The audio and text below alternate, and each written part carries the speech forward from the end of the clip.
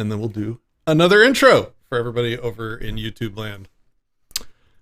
Greetings, lovely people. Welcome back to Anarchast, your home for anarchy on the internet. Today, I feel like I should just kind of do the whole intro speech again, so I will. Today, what happened was we started the stream, but YouTube didn't come along for the ride. So we already kind of got started. We're gonna kick it over and get started again. We are calling this the relaunch of the Anarchast 2.0, let's say. One of the things that I feel like I've been doing wrong over the past couple of years is trying to maintain two channels. I had the Anarchast, where I tried to interview people and sort of maintain the legacy that Jeff built with this channel, which we all appreciate and love. And then on the other side, I tried to, I guess, have my cake too, which is where I do all my nerdy, fun, eclectic thinking and philosophy and debating and getting into the nitty gritty of the ideas behind liberty. I saved that for the Disenthrall channel. And what ended up happening is I just started making more content for that side and not nearly as much on this side. And that was dumb. So I'm going to stop that. I'm getting rid of Disenthrall. Disenthrall is being archived, let's say. All the content will go here. We will make this the home for anarchy on the internet, and I hope you guys come along for the ride. So what does that mean? Well, it means we're going to be doing a lot of the same stuff that you're used to on this channel. A lot of great interviews with a lot of great anarchists, but we're also going to be doing all the other fun stuff, which is the street activism, the philosophy, the debates, the thinking, and all that stuff too. And so my focus will be completely here with you guys, and we're going to march forward to a beautiful, more free future. So that was the introduction that I've now given twice. Sorry for anybody that had to listen to that again. So today, what better way to kick it off? A lot of people have been asking me to, somebody says your love halo is drunk. Yeah, maybe. What's wrong with my love halo? What better way to kick it off? We had than a talk that I gave last year. Some people have been asking me to post this video for a year now, of the talk I gave at Anarchapulco a year ago on standards of reason and evidence, how to differentiate your imagination from reality. And I wrote 3 days before the talk, I rewrote everything I was going to talk about. And I probably wrote an hour and 15, an hour and 25 minutes worth of content. And then I ended up having to give it in 37 minutes. And I just had to cut things in real time. And it sort of became a jumbled mess. Last night, before I don't think people noticed quite how jumbled that it actually was, but I knew because I knew everything I was cutting. And so I watched it yesterday and I cringed so hard that I think I almost turned inside out. It was, it was not good. So what I did was I edited it down to about a 25-minute video of the talk, which we're going to watch, and we're going to comment live in real time. We're going to pause it. We're going to, if I miss something, we're going to add it back in. We're going to flesh it back out into the full talk that it needed to be, because I find it vitally important that we, in this day and age, when we're bombarded from all sides with disinformation, misinformation, malinformation, that we know how to think, that we know how to differentiate our imagination from reality, that we understand how to have standards of reason and evidence to prevent us from believing things that are false, and how to challenge other people and the people around us to better understand what they should and shouldn't believe and where their standards should be. I can almost, and I was talking to Larkin before the show, and he was rattling off the exact same thing, that he just wishes he says it in his words. He says it's time for the movement to grow up. And part of that growing up process is to take responsibility for our thinking, and taking responsibility for our thinking and what we believe involves learning how to think and setting standards for what we believe and what we refuse to believe. I think most of us are probably doing most of it from an emotional standpoint, and we're just kind of feeling our way through. And granted, just distrusting everything is not entirely ineffective over the past several years, but it is still not a dependable or reliable method of coming to the truth. Just distrusting everything. That's not an appropriate way to do it. So rather than it just be me watching my own talk, which would feel really dumb, I invited two of my friends here and one guest that will hopefully connect soon, that's going to watch it with me, and they're going to think through it with us, and they're going to push back, or they're going to add context when they have things to say. And so we're going to watch like the 25 minutes, which is probably like the first 40% of the content that I had prepared.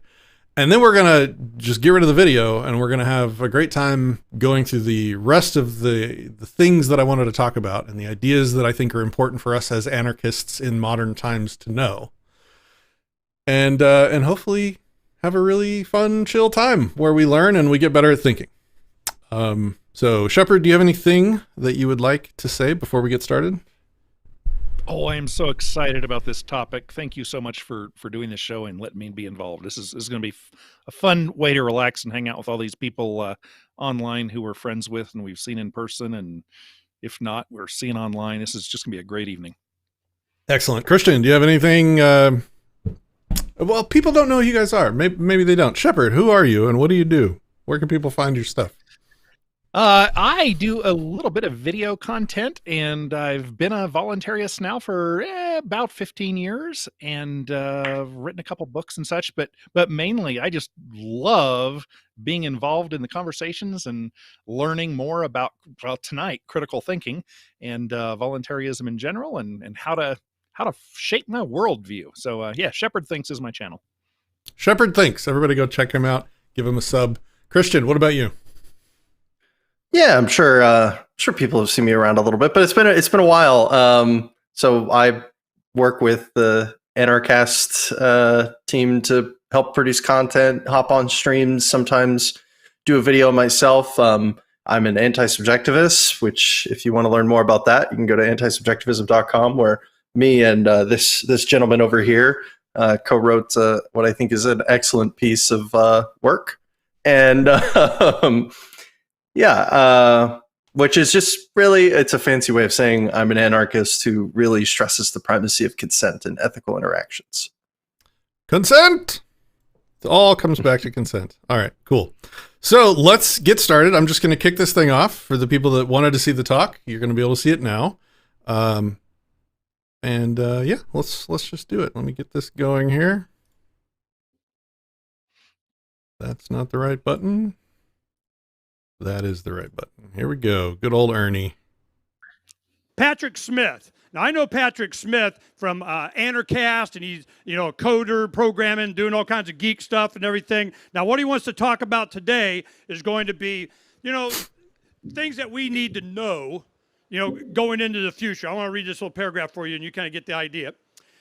Patrick will be talking about standards of reason and evidence, how to differentiate your imagination from reality. Whoa, okay. So let's find out that. How to find truth in the middle of this chaos that we've been subjected to. This is really what a lot of you came to Anarchapulco for. How the hell do you know what's the truth? Well, credibility. Who do you believe? One of the people I believe, Patrick Smith. Is there anyone here that is 100% confident in anything? Raise your hand if you can think of something that you are 100% confident in. I will call on you, and you will have to tell me what it is. What is it? Hold on. What about you guys? I want you guys to play along. You're going to be my audience interaction. Christian, are you 100% confident in anything? I mean, do you want me to spoil the plot, or do you want me to come up with something else? No, yeah. Honest answer. As if you guys were in the audience there, and I pointed at you. I'll answer it this way. I am 100% certain I have true, irrefutable knowledge of my imminent experience. That's what I'll say. I'm here listening to this show right now. Doesn't matter. There's a bunch of other questions we could ask about that, but the one thing I can't doubt is that I'm experiencing it. Shepard, what about you? 100% confident. I'm not smart enough to know. Yeah, I don't know anything. There are things that I thought I have known so strongly and deeply, and then I figured out it's the other way around. So yeah, I have to just kind of open my brain and say, here's a bunch of stuff I think I know, but it might reach the 99%, but yeah, I don't know that anything reaches the 100%. It's a lot of what we call epistemic humility here. This is healthy. This is when we are not so GD confident in thinking that we really know everything. This is a healthy place to begin. All right. You live till you die. What? That's a good one. She said 2 + 2 = 4. Hey, no. And then Ernie said, Yes. in your subjective opinion.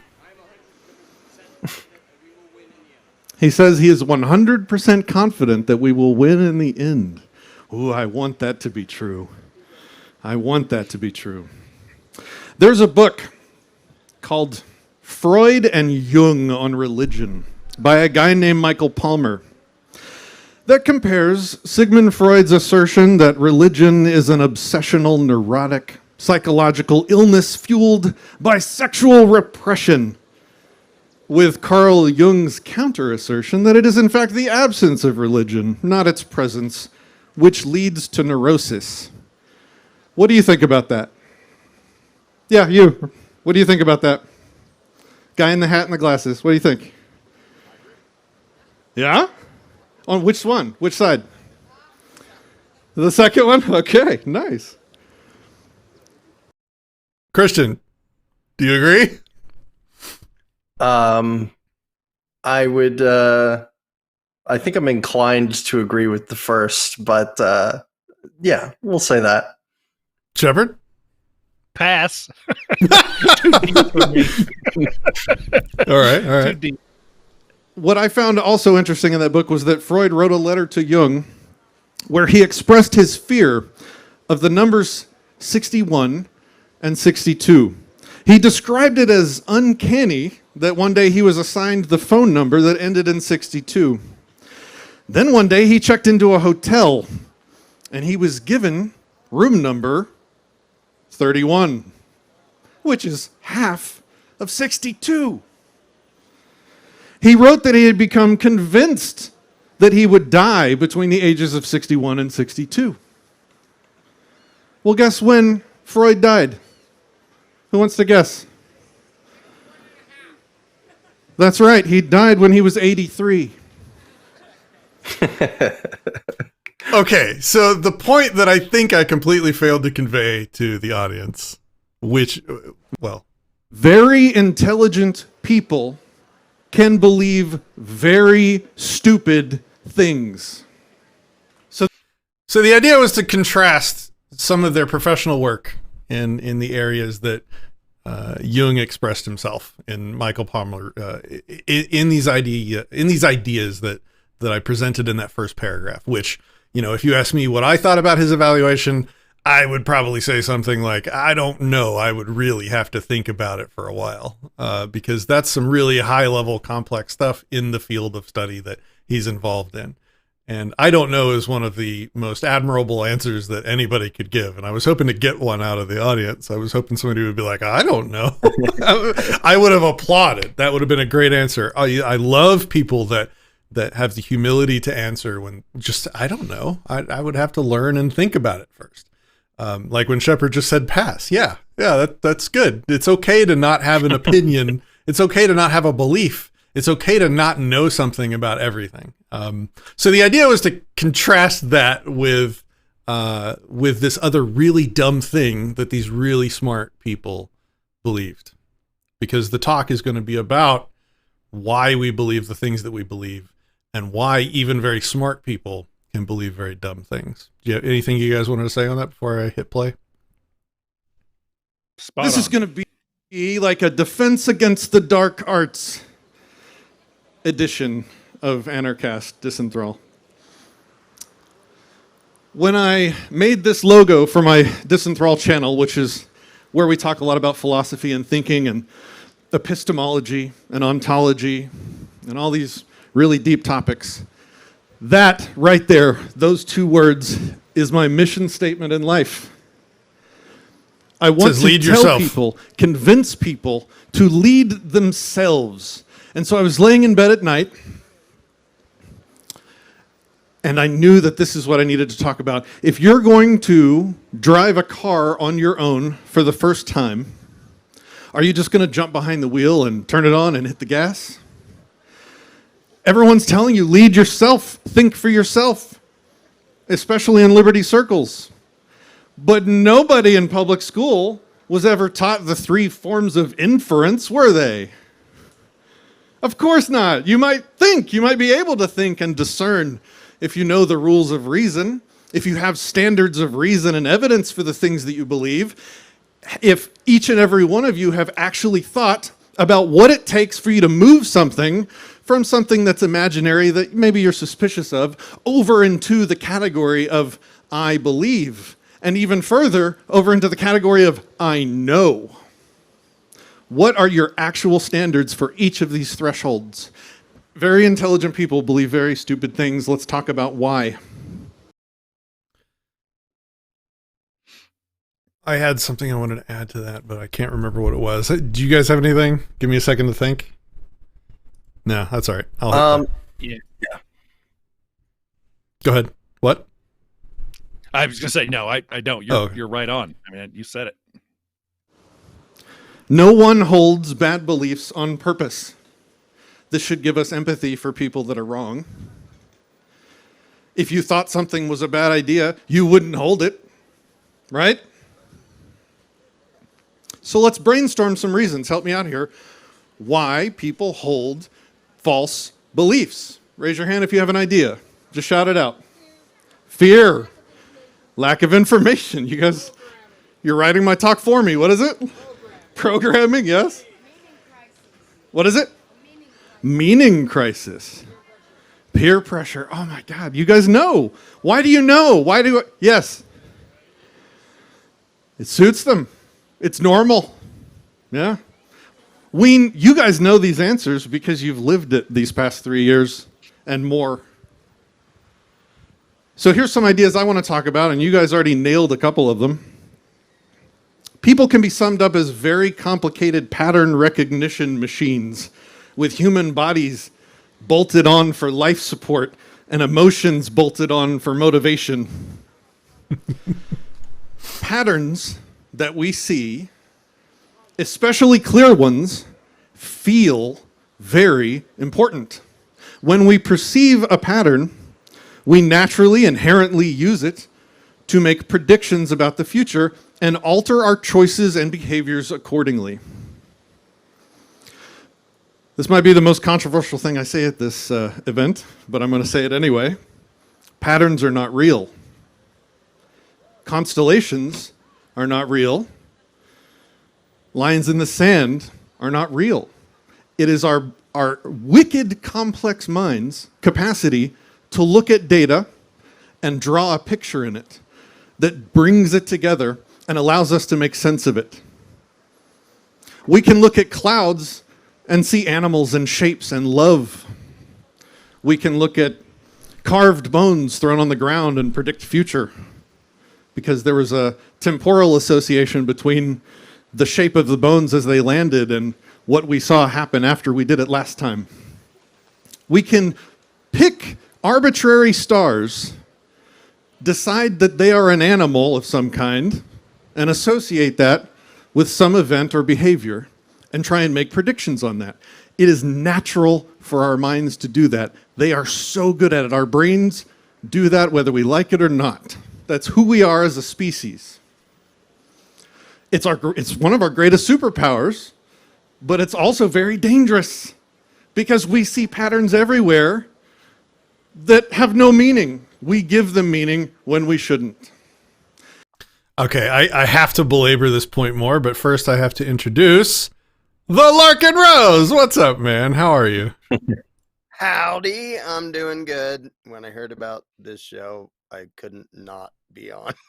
I'm so happy that you are. It's going to take me a minute to like adjust your box and get you like worked in here, but Okay, but yeah, welcome, man. don't let me interrupt. Carry No, on. no, no. We're kind of at the part like where we were talking before the show. So I just wanted to give you a chance to like maybe say hi and say maybe why you were interested in joining us, and then we can get back into it. Yeah, after you did this talk, I had to go up to you and shake your hand because I thought it was really dang important for people to hear this, especially the people who didn't want to hear it. Because I think without critical thinking, we're just sort of reeds in the wind, to get all biblical about it. Like, you'll blow in any direction that sounds fun and wishful thinking and stuff, and it's like that's very tempting for anybody, not just people in the freedom movement, but it's something that people need to be cautious of. And historically speaking, most people aren't cautious of that. They're just like, well, that sounds good, I'll believe that, and I'll go along with that, and I'll jump on board whatever this cause is, whatever this claim is. And they don't get that that does not serve you. It doesn't serve freedom. It doesn't serve the truth. And the pursuit of truth requires testing everything, especially if it's something you want to believe. I mean, I don't really need to say that. I think you said exactly that in the talk anyway.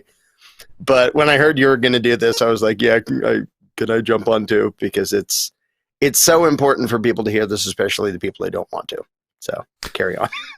Okay, yeah. So I was just going to belabor the point about our pattern recognition machines a little bit more than I did in the talk, because it really is our superpower.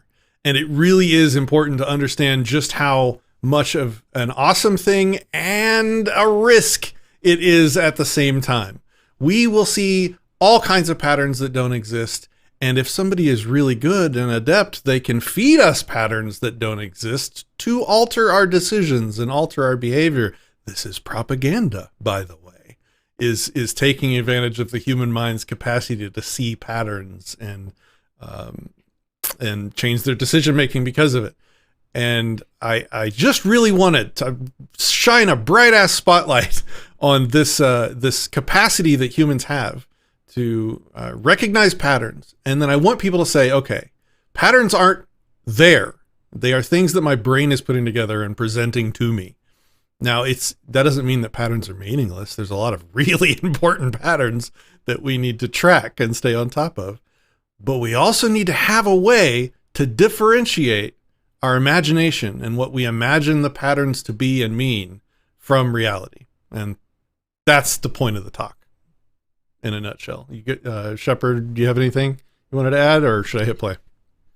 You know, it just kind of reminds me the pattern of Nassim Taleb. I think that's how you pronounce his name. Who wrote the Black Swan, talking about the turkey, who every day of its life looks up and it sees this pattern of the farmer walking down the path, and the farmer is very kind and loving and gives him some grain.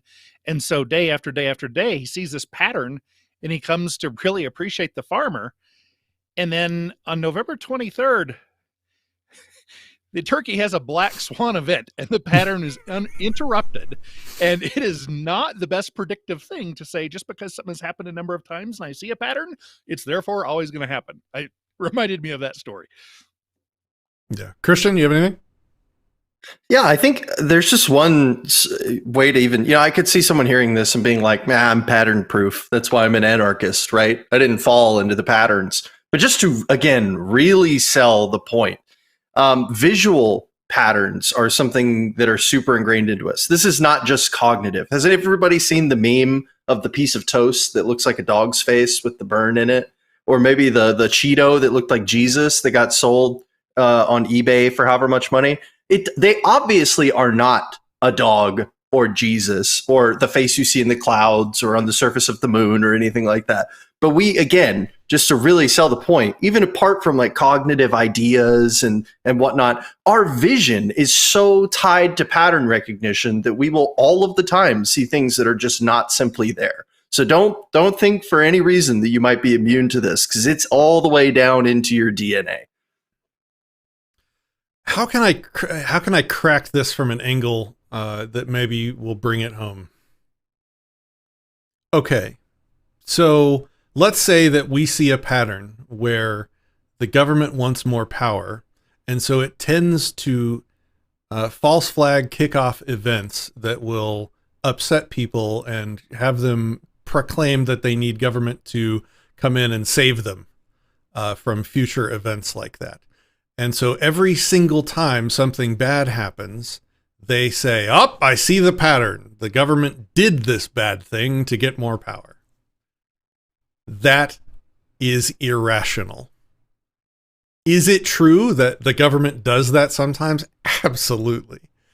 Is it true that they do it every time? No. How do we tell the difference? That's what we're talking about today. Is teaching us how to think, how to differentiate imagination from reality, how to tell if these patterns are important or not. Okay, cool. All right. And we have to guard ourselves against that. We can deceive ourselves with some of the patterns. We can see that in other areas too. A lot lately, a lot of the past 3 years. What are some patterns that you guys can think of that people saw, changed their behavior according to, and made bad decisions? What? Compliance. All my neighbors are wearing masks, and they look at me when I don't. They must be right. What else? Taking delayed onset lethal injection. Delayed onset lethal injection. The vax, I assume, is what you mean, but there's actual lethal injection happening now. So this clown world ride just continues. Canada leads the world in lethal injections right now, by the way. So the second reason I think people tend not to question things is that these things may fall in a few categories that we seem to have a weakness for. Things that we were taught when we were growing up as children. There's a very real reality about the human species. We accept the reality with which we're presented when we enter this existence.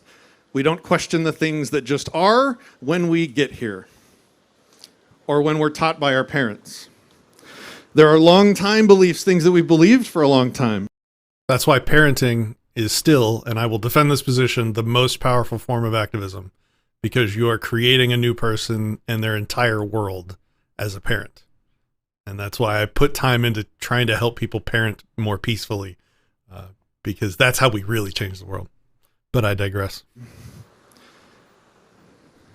And I know my audience, so I decided to incorporate a rule of wizardry for this talk. I want somebody, if you know where this comes from, to shout out the source. This is known as the wizard's first rule. People are stupid. Given proper motivation, almost anyone will believe almost anything. Because people are stupid, they will believe a lie because they want to believe it's true, or because they are afraid it might be true. People's heads are full of knowledge, facts, and beliefs, and most of it is false. Yet they think it all true. People are stupid. They can only rarely tell the difference between a lie and the truth, and yet they are confident they can, and so are all the easier to fool. So that's what, like when we started the stream and both of the people here, I asked them, and I'll ask you, Larkin, is there something that you 100% confidently know to be completely true?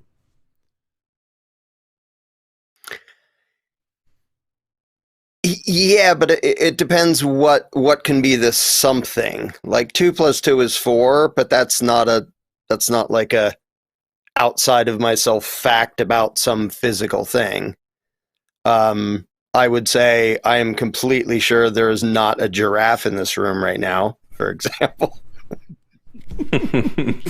Yeah, so the idea is to like just and I think I even jokingly said this to Larkin before I gave the talk at Anarchast. I was like, I just wish everybody would be a little bit less GD confident in the things that they think are true. Like, can we have a little bit of humility here? And that's again like the theme that we're getting at. Yeah. Well, Go ahead. That's a huge beef of mine that I don't even talk about it in public that often, but I think I've even mentioned it. the inability of most people, not just in the movement, but including in the movement, to remain agnostic. And I don't mean that in a religious sense. I mean, you hear a claim on the news, and most people go, I think that's totally true. And a bunch of people go, no, that's totally false. And almost nobody says, I have no stinking idea whether that's true. I just heard somebody assert it, and I have zero evidence. Yeah. So the scientific, rational answer to, well, do you think that's true, for almost everybody on almost everything is, I don't know yet. And people just suck at doing that. And the trouble is, as soon as they go, well, I think that's true, like take a wild guess, then they start to defend their wild guess as if there was any, like, it's really emotionally and psychologically difficult for somebody to make a wild guess and go, yeah, that sounds true. I think that totally happened. And then go, oh, maybe it totally didn't. Never mind. Like, as soon as somebody makes up their mind based on nothing, they get just as sure as if they had made up their mind based on actual evidence. And then they'll defend a position that they had no basis for believing to begin with, because it's uncomfortable to keep your brain at equilibrium and say, I don't stinking know yet. I've heard this claim, I've heard that claim, I have a huge list of things I've heard people claim, and I don't know if they're true. I can like be leaning in the direction of, well, that sounds like bullshit, but I'm not all the way sure yet, or that sounds likely all the way sure yet. But so few people do that about anything. Like, they jump on the bet, like some claim will come out, did you know that Donald Trump, blah, blah, blah, blah, and all the Trump supporters like, no, he didn't. Like, how the hell would you know? And all the liberals will go, of course he did, he's evil. How the hell would you know? Neither of them know.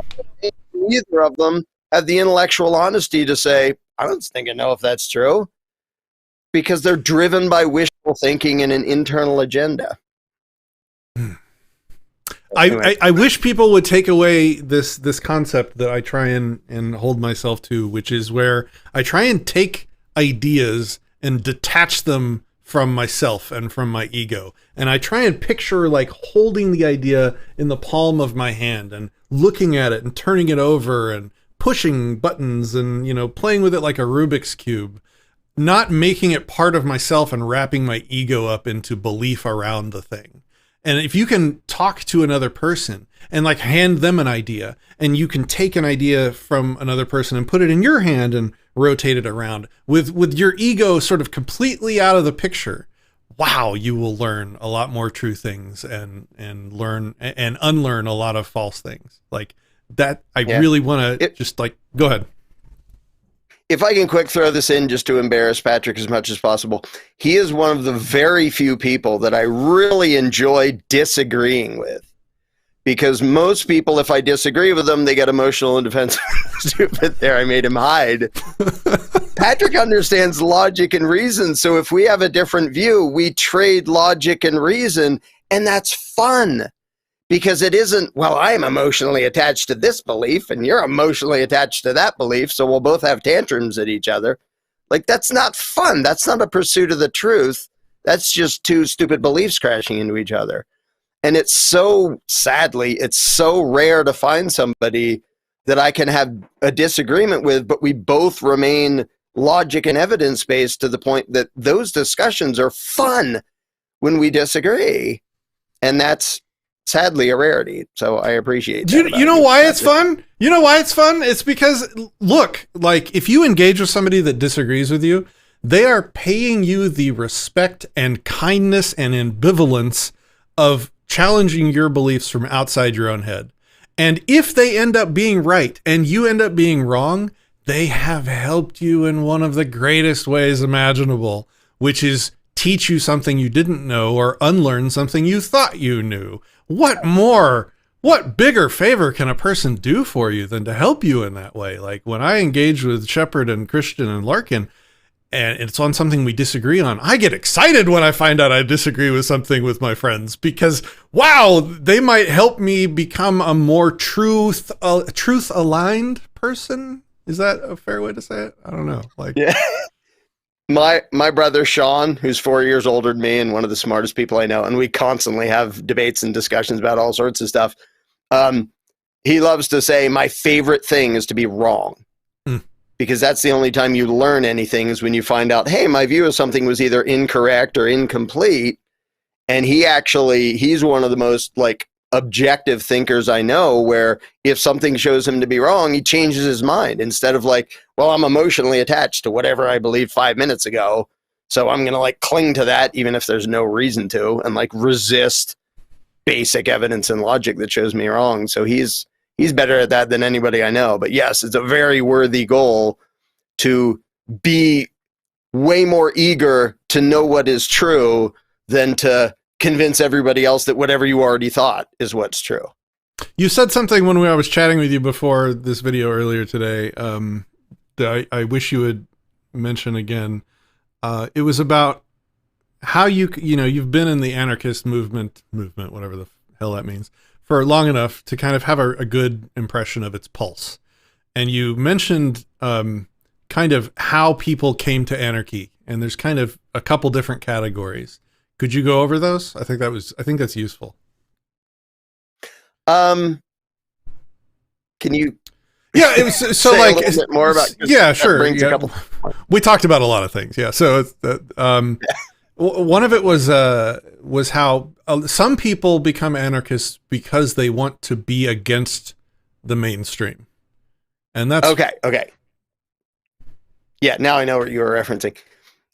A lot of people, they're just like, they didn't fit in, they didn't do well with the mainstream, so they're 100% reactionary. Like the mainstream culture teaches this and this and this, including statism, which is bogus.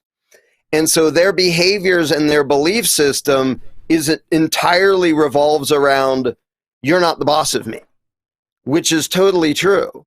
But it's like the person who says, well, the teenager, my parents aren't the boss of me, so I'm going to go smoke and give myself lung cancer, or drive drunk and drive off a cliff. It's like, good for you. You rebelled yourself to death because your whole agenda was just to not do what they say, instead of take the step of like, yeah, they're not in charge of me. They're not the boss of me. I'm in charge of me, which means the responsibility is now on me to figure out reality and to face the consequences of whatever I choose to do.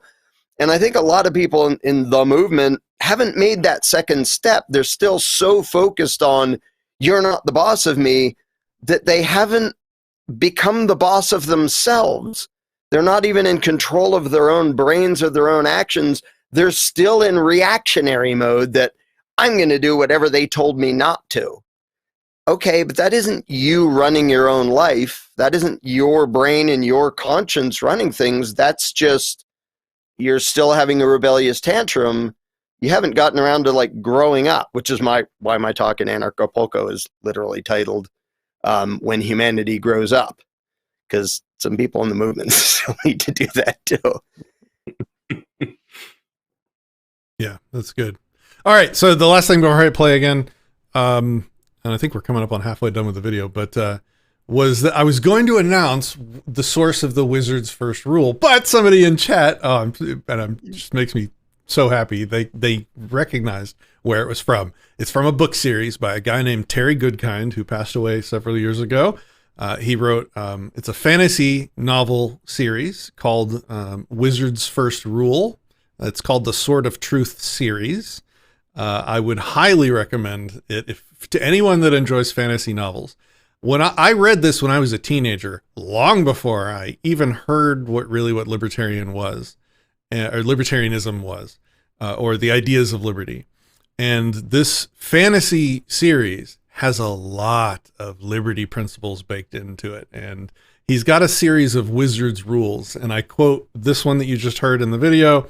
And then I quoted, I think, the wizard's sixth rule at the end of the talk. But yes, I'm so glad that people are recognizing that it was Terry Goodkind.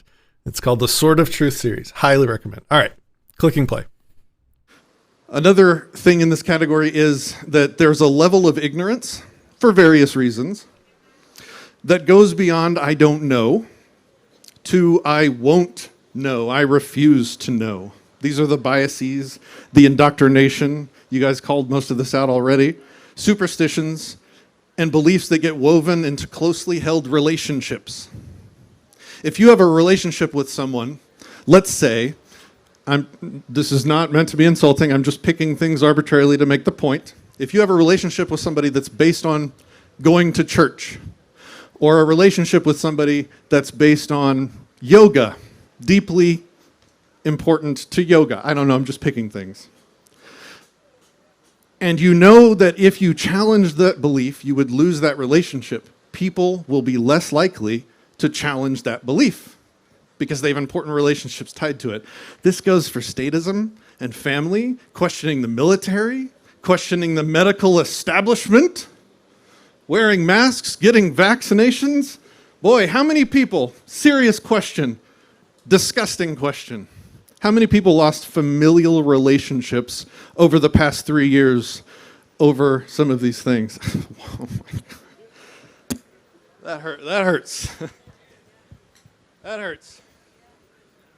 There's a bias there that prevents people from questioning things that might challenge those relationships. Excuse me. It was like 70% of the people here. Yeah. I've never made a single talk where I didn't start to cry, and I got to figure that out because it's kind of annoying. Yeah, it would really help if you could quit caring about people so much. I think that would really help you a lot. Yeah, can you be a sociopath? Oh, man. Yeah. Okay. If you really value truth, this one's going to lose you sleep. Confirmation bias. This is another thing about how your brain works. You subconsciously pay less attention to things that go against your beliefs. Subconsciously. That means you can't control it. It means you can't stop it. It means it's going to happen to each and every one of you. You will pay attention to things that disagree with you less. And you will pay more attention to things that agree with you, whether or not you like it. I'm talking to myself here too. That one keeps me up. It's my brain literally working against me in my search for truth. We are also emotional animals at the end of the day. Most of us, and I'm speaking about myself too here, probably got to most of our current positions and beliefs based a lot on feels, how it felt, how the relationships and the people involved believed and thought. And we wanted to fit in with our social group or whatever. We are feels-based creatures. Our feelings can affect our beliefs. And that's a problem because feelings are not a reliable source of truth about reality. Maybe that was the most controversial thing to say here. I don't know. Okay, so now let's get to the Awkward laugh. Moving on. protection from the dark arts. How can we protect ourselves? I want to belabor that now that I'm not standing in front of a bunch of people with laser eyes at me. Feelings are not a reliable method of determining truth. I just want to restate that. Most In people... fact, go ahead. They're a reliable method of actively avoiding the truth. Because if you feel good about a belief, it's going to pull you away from any evidence that shows that you might be wrong about that. And so it's I'm not anti-feels, and I don't think everybody should be a sociopath, but do not base your view of reality on what feels good, because 0% of the time will that be an objective way to learn what is true and what isn't. Yeah, so I'm going down and I'm giving a list of like tools and things to watch out for as you go through life. So like if you see something that you disagree with and you notice yourself just kind of, walking on by, that was confirmation bias. Like when you train yourself, if you see something that disagrees with you or that might prove you wrong, you need to force yourself to look at it and be like, okay, I'm not letting my brain squirrel out of this one. And feelings, like the stronger the feelings that well up around an issue, the more your frontal lobe needs to step in and be like, there's something going on here. Something's fishy. And you need to get to the bottom of it, because those are the moments when we delude ourselves. You guys, if you guys want to say, I don't want to keep asking you every time I hit play. So if you guys have something to say, just start talking and I'll pause it again or whatever. Just Don't Yeah, wait I for would me to even ask add you. that something that we feel about are things like friendships or love or that kind of thing. And this is kind of going back to some of the objectivism stuff. If somebody said, why are you friends with Patrick? You guys just like each other and you hang out and there's good chemistry or whatever. Well, no, I can actually sit down and say some of the things that I value most in life are people who are honest. Patrick is honest. I value people who, and then I would go down the list, and then I would say, nope, he's not perfect. He's not as good as I am as a human being, but he's pretty damn good. And there are enough things on this list that meet my high values. And no, it's not just some feeling that I love my wife. Oh no, I can provide a whole list of reasons why Lynn is awesome. And I can do this for so many things in life. Now, I also have the emotion that goes along with it, but I don't trust the emotion. I do trust the rational thought that backs it up. I'm going to start with the most important one. I knew a guy that abused his kids, physically, not sexually. And he confided in me one time after he had beat his children. He was crying. He was very upset with himself. And he wanted to tell me something. His father abused him far worse. And he swore to himself when he was a kid that he would never become like his father. And then he became almost exactly like his father because he was safe. He told himself it couldn't happen to him. He wasn't going to be like his father. I put my foot down there. I said it. I'm done, right? That's all the work I need to do, right? Is just say I'm not going to be like him. That's not even the first step, as we probably know, as you can probably see. So, like with beliefs, the first thing to not do is to tell yourself that you are smart enough to know the difference between truth and a lie, that you can't be fooled, that you can't be deceived or deceive yourself. You have to actually learn and do the work to get to the point where you can make those determinations. And even then, you're still going to be fallible.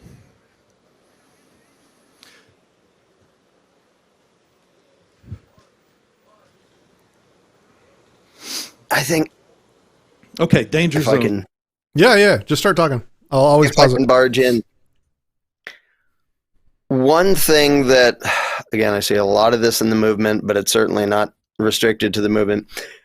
A lot of people seem to want to skip the actual effort it takes to learn how to think, and then in any topic, actually learn the topic, actually learn the field of thought, and they want to try not to be mean, especially of sort of the woo-woo crowd.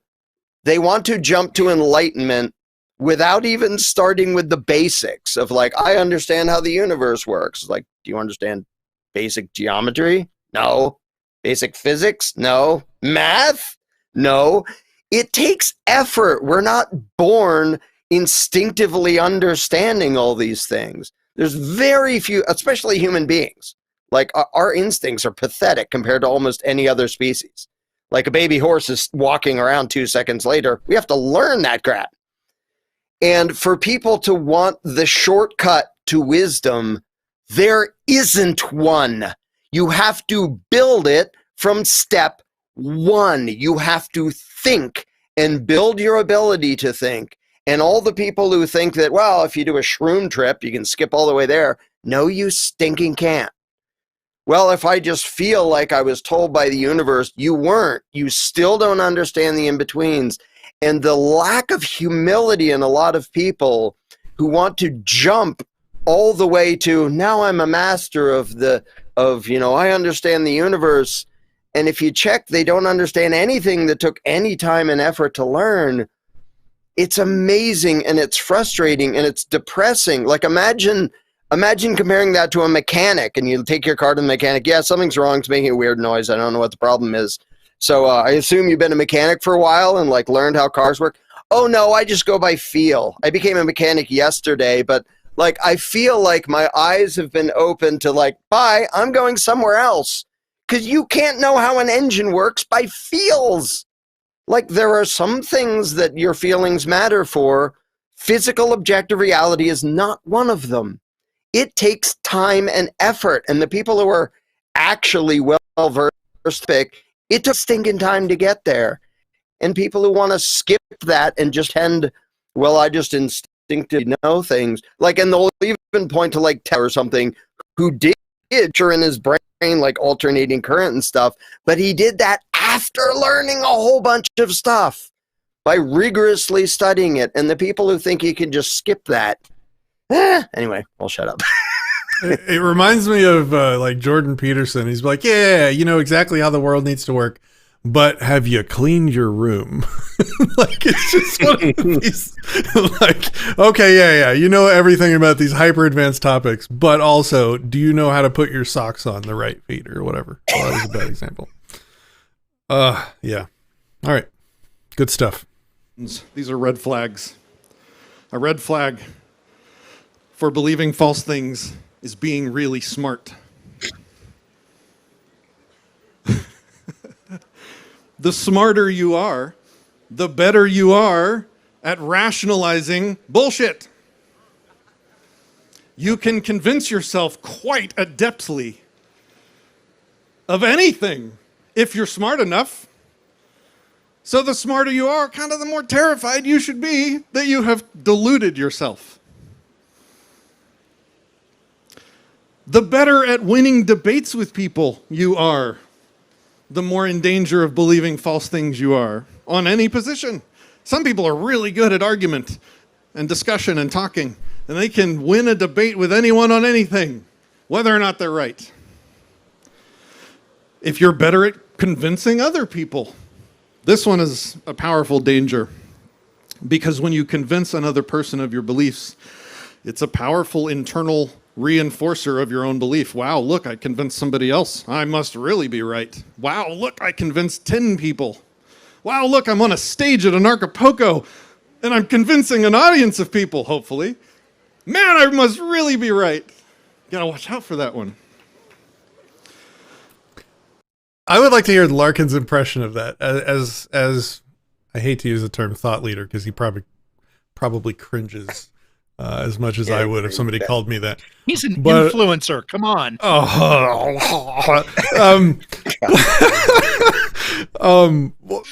What do you think about that? Is that any kind of, for you, is that an existential fear? Is that something that you worry about? Yeah, and I keep an eye out for it. And one of the convenient things is I remember being a very good, effective debater on the side of right-leaning statism. Like, I could demolish pretty much anybody in a debate, mostly because everybody wanted more government than I did. But I would make up rationalizations for my bullshit status thing that I even believed. But not all the way. Because there was still part of me that I would have a debate and I would like totally trounce the leftist who was floundering around and contradicting himself every 5 seconds. And at the end of the debate, there was still part of me that would look inside and go, yeah, but some of that was bullshit. Like, my excuses for the statism I wanted, like the military, and like that was kind of crap. So I want to go back and rearrange my own position so that it makes more sense for the next debate. Because even if I could debate somebody into the dirt, if part of me felt like part of that was spin and persuasion and I wasn't really all the way sure of it myself, that's the process that's uncomfortable and also really damn important, is to be able to look at yourself and find fault with your own position. And I still tried to do that. And the only reason I'm an anarchist is because I tried to do that when I was like limited government constitutionalist. And I was like, yeah, I debated that person into the dirt, but I didn't feel all the way consistent in my own position. So I better look at that.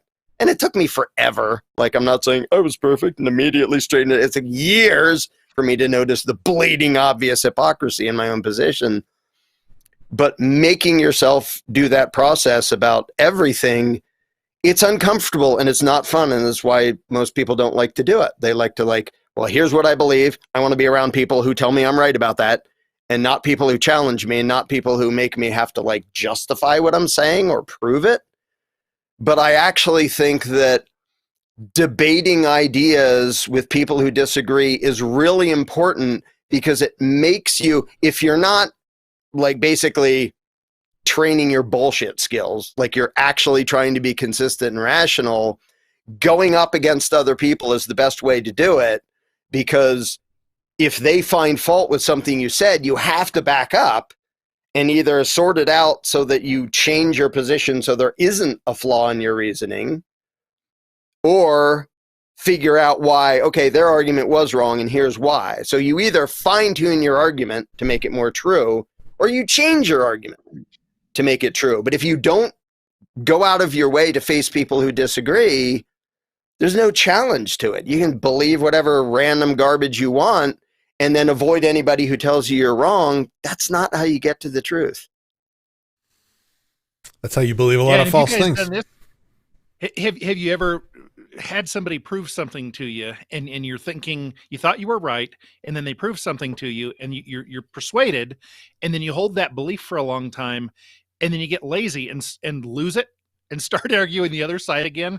A mutual friend Larkin and I have in Tucson, Steven the Cool Vegan, he pointed out to me once, this is just a recent example, he pointed out to me years ago, no, the government doesn't own the roads. The government roads are not government roads because they're stolen, therefore they're not rightfully their property. And I'm like, oh, I thought about it. I'm like, yeah, you're absolutely right. Well, I recently made a video in the last 2 weeks talking about how, well, you can't completely get away from the government because you're still driving on their roads. And I made the same mistake I had made years ago, and somebody had to point it out. And thank you, by the way, to anybody who corrects me. Somebody pointed out in the comments and said the government doesn't own any roads. I'm like, yeah, you're right. So, yeah, I mean, am I going to make that same mistake in 5 years? I better check myself. I very well could. For me, the thing I brought up here was just another one of those sort of existential reflection things that smart people need to be thinking about. I am adept at rhetoric and arguing and debating. I too was very, very good as a Republican. and I can win a debate about something I don't believe like nobody's business. That's a problem for me. Like, because that means that dude, if you win a debate on something, you get a boost of confidence. Your ego gets a boost. Your confidence in what you believe gets a boost, and you can go right off the rails if you're really, so like, to anybody listening, if you find that you're able to win debates, you need to treat that like a dangerous capacity that can be used for evil against yourself very quickly. And not only against yourself, but against the relationships that you care about. So like when I interact with my wife and we disagree on something, my guard is up around myself to make sure that when I'm disagreeing with her, I'm playing fair and I'm not using rhetorical tricks and manipulations and things that I'm good at using, adept at using. Because I care about my wife and I treasure the relationship, and I if I win an argument, I want it to be fair and square. And anyway, so existential stuff. What were you saying, Larkin? It just occurred to me right now, like the Candles in the Dark course that we made to teach voluntarists how to talk to statists, and one of the rules is don't ever say what you think unless it's to agree with what they just said. And this is if you're in the particular mode. It just occurred to me that relates to this, because if you can like out debate someone or convince them by basically, I bullied, manipulated, and browbeat you into submission and you didn't know what to say about it, that doesn't mean you're right.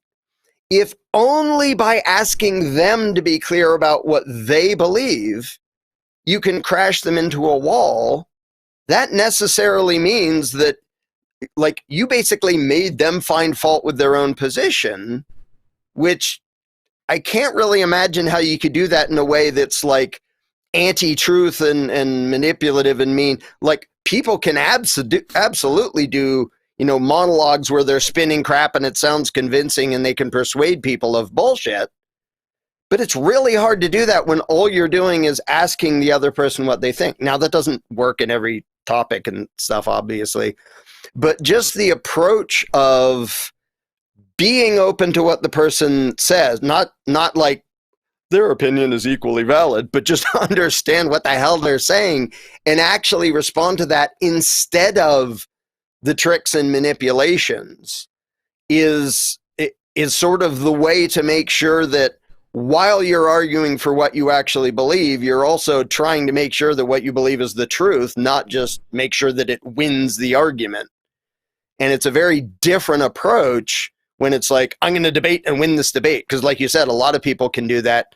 I could do that about things I don't believe in. In fact, in Candles in the Dark, I would actually do things where when people are trying out what they learned, I would play the part of the statist. And that was really hard to get through to because I know the manipulations, innovations, and tricks. And, obviously I was arguing a position that's total BS that I don't believe in, but I was pretty good at it. But it's a very different approach when the goal is the truth, not defeating the opponent.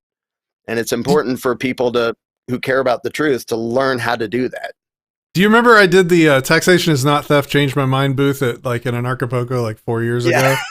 And yes. I debated, I don't know, 10 people. I forgot the total number or whatever, but I won most of those debates. I was, and I was taking the negative because I really wanted to challenge people and give them an opportunity to push back. But, yeah. You can, and then I think you were the one that just broke me. That was, you guys should go watch these videos. Those are good. I think you surrendered when I was there. No, you broke me. And it snowballs bad ideas when somebody's really good at teaching them because it creates other people with those same ideas that then go on to convince other people. The smarter you are, the more terrified you should be about fooling yourself. Echo chambers. When you're surrounded by like-minded people. Warning, you are surrounded by like-minded people right now. You should be mentally on guard of going with the flow, of being convinced of something because everyone here does. I'm not saying you're all wrong. I'm not saying you're all right. I'm just saying this is a situation in which your guard needs to be higher than normal. Because everyone here disagrees with you, they will likely not disagree with you because it would be socially awkward. This is my personal nightmare. It's an awkward thing to say to a crowd of people. It's like your guard should be almost higher than it normally should be right now because you're surrounded by a bunch of people that agree with you. But that is the intellectually rigorous truth. If you're around a bunch of people that agree with you, there is a sort of an unspoken emotional thing where you don't want to disagree. Because that would be awkward, and you'll be the out guy. You'll be the outside person, the weird one, the one that isn't part of the group. And so I run a philosophy channel. I've grown an audience that pay me the honor of their time and giving a single shit about what I have to say about anything. And I constantly worry that people are going to agree with me because they trust me to do so. And I'm constantly telling my audience, think for yourself. Don't believe me.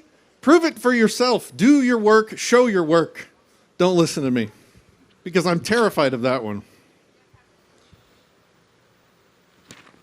Another red flag is emotional reactions in ourselves when someone challenges us on our belief.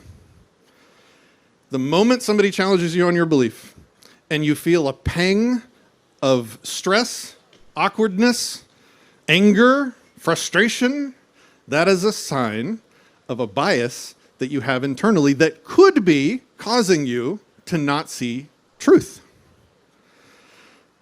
It doesn't mean you're wrong. It means you've got something in there that might be making it harder for you to be sure you're right. Hyper-confident people. You hear these people that get on stage and they know they're right, and I'm going to tell you I'm right, and I am right, and you're an idiot if you don't agree with me. Look, a wise person is someone that knows enough to know how ignorant they are. A greatly wise person fills the room with humility, not hubris. They will try and point something true out to you and then say, I could be wrong, and I want you to know if you can tell me I am wrong, but that's what I think. That's what a wise person does. Somebody that's overly confident, especially if they have And there are speakers in liberty circles, and this is one of the reasons I included this item in the list. There are people. Watch out for them. There are examples. You can find them. Some of them have large audiences. They win hearts and minds and convince people through sheer, just cocksure confidence in what they're saying. They cannot be wrong. They are right. And if you disagree with them, you are a moron. It works. This stuff works on Toxic people. delivery. Some people, it works on some people. That's why they do it. Some people are convinced by people that speak very condescendingly, vitriolically, name calling constantly. Truth doesn't give a shit about any of that. You don't need any of that to tell somebody the truth. Strong rhetorical skills we've already talked about. If they are very strong in their delivery and their confidence, their dominance, especially with debates, internet debates. You have people in these debates and they're very good at arguing. Remember that even a weak-minded, slow-talking, poor communicator can still be the right one. So when you're watching people debate, try and control for that. Wow, that guy's definitely better at communicating. I got to watch out that I don't believe him just because he seems more confident and he's communicating his ideas better. I need to actually think about his ideas. Constantly. This is a big one. This is like my life, and I love it. Mind if I hop in? real quick? Challenge your good. So I want to talk about that last point about someone talking really persuasively, because somebody in particular came to my mind that I think we can talk about, who's named Jordan Peterson. I like Peterson on a lot of things before I say anything, but I know a lot of people who like Peterson and have absolutely no idea what he's talking about whatsoever, because they like that he's a fancy talking man with his nice suits who says very big words, and he doesn't want to say the words that people make him want to say. So he has to be right about everything he says, right? Like when he talks about his conception of God, it's perfectly transparent and easy to understand and operable, right? Definitely the case, because he talks like that with everything else. So it must mean that, it's just all more good Peterson stuff. The point is, I'm not trying to beat him up over this. Like I said, there are a lot of things that I think you can listen to him on and get some meaningful stuff out of, especially in the realm of like human psychology or something like that. But this is a great example of where you will see people who are like, wow, what a smart person who's right about everything. And most of them won't even be able to repeat back to you what he was talking about, unless it's verbatim. So this is exactly what Patrick is talking about with this idea of someone who can talk really nice and use all of the big words and has the vocabulary. That does not mean that what is coming out of their mouth is true. And if you can't wrangle with their ideas to the extent of being able to bump them up against other ones, that's a deficiency on your part that you have to correct for. Otherwise, you're just kind of leading yourself into a potential trap. Yeah, and a huge problem with that is that people who haven't gone to the trouble to learn something in a topic, it's very easy for them to go, well, that guy knows way more than me, because listen to the way he talks.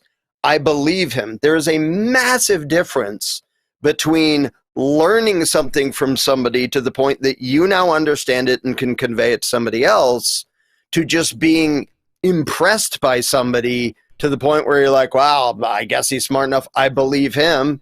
I will choose to accept on faith what he's saying because he sounds smart. And the thing is, that can happen with people telling the truth and people doing the bullshitting. And if you haven't gone to the trouble to actually learn the topic, you have no way to tell the difference. And so that's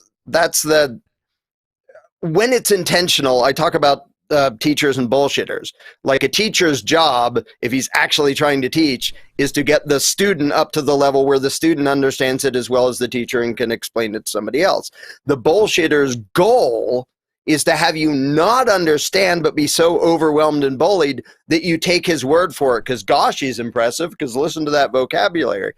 Now, I don't think Jordan Peterson is that. I think he explains what he thinks. I think he's right about a bunch of stuff and wrong about a bunch of stuff. But the end result can be the same if somebody doesn't understand what's going on and just going, wow, that sounded so impressive and learned that he must be right. I have no idea what he said, but he must have been right about it. And so whether the person's trying to lie or not, if you haven't gotten your brain up to the level of understanding what the hell they're saying, you're in no position to assess whether what they're saying is true or not. And that's just the rude reality of thought. And it's okay to say, I don't know. Like, I just want everyone to buy themselves that space in any conversation they ever have. It's okay. It's honorable. Like I appreciate people when they say, I don't know. I would like to learn. It's good. Ideas more than you challenge other people's bad ones. Rewind Love this. Let's see. There we go. Challenge your good ideas more than you challenge other people's bad ones. Core problem. We automatically tend to assume that our longest, most closely held beliefs are going to be the more true ones, and so we don't challenge them as often. But nobody holds bad beliefs on purpose. If you thought an idea was bad, you wouldn't hold it.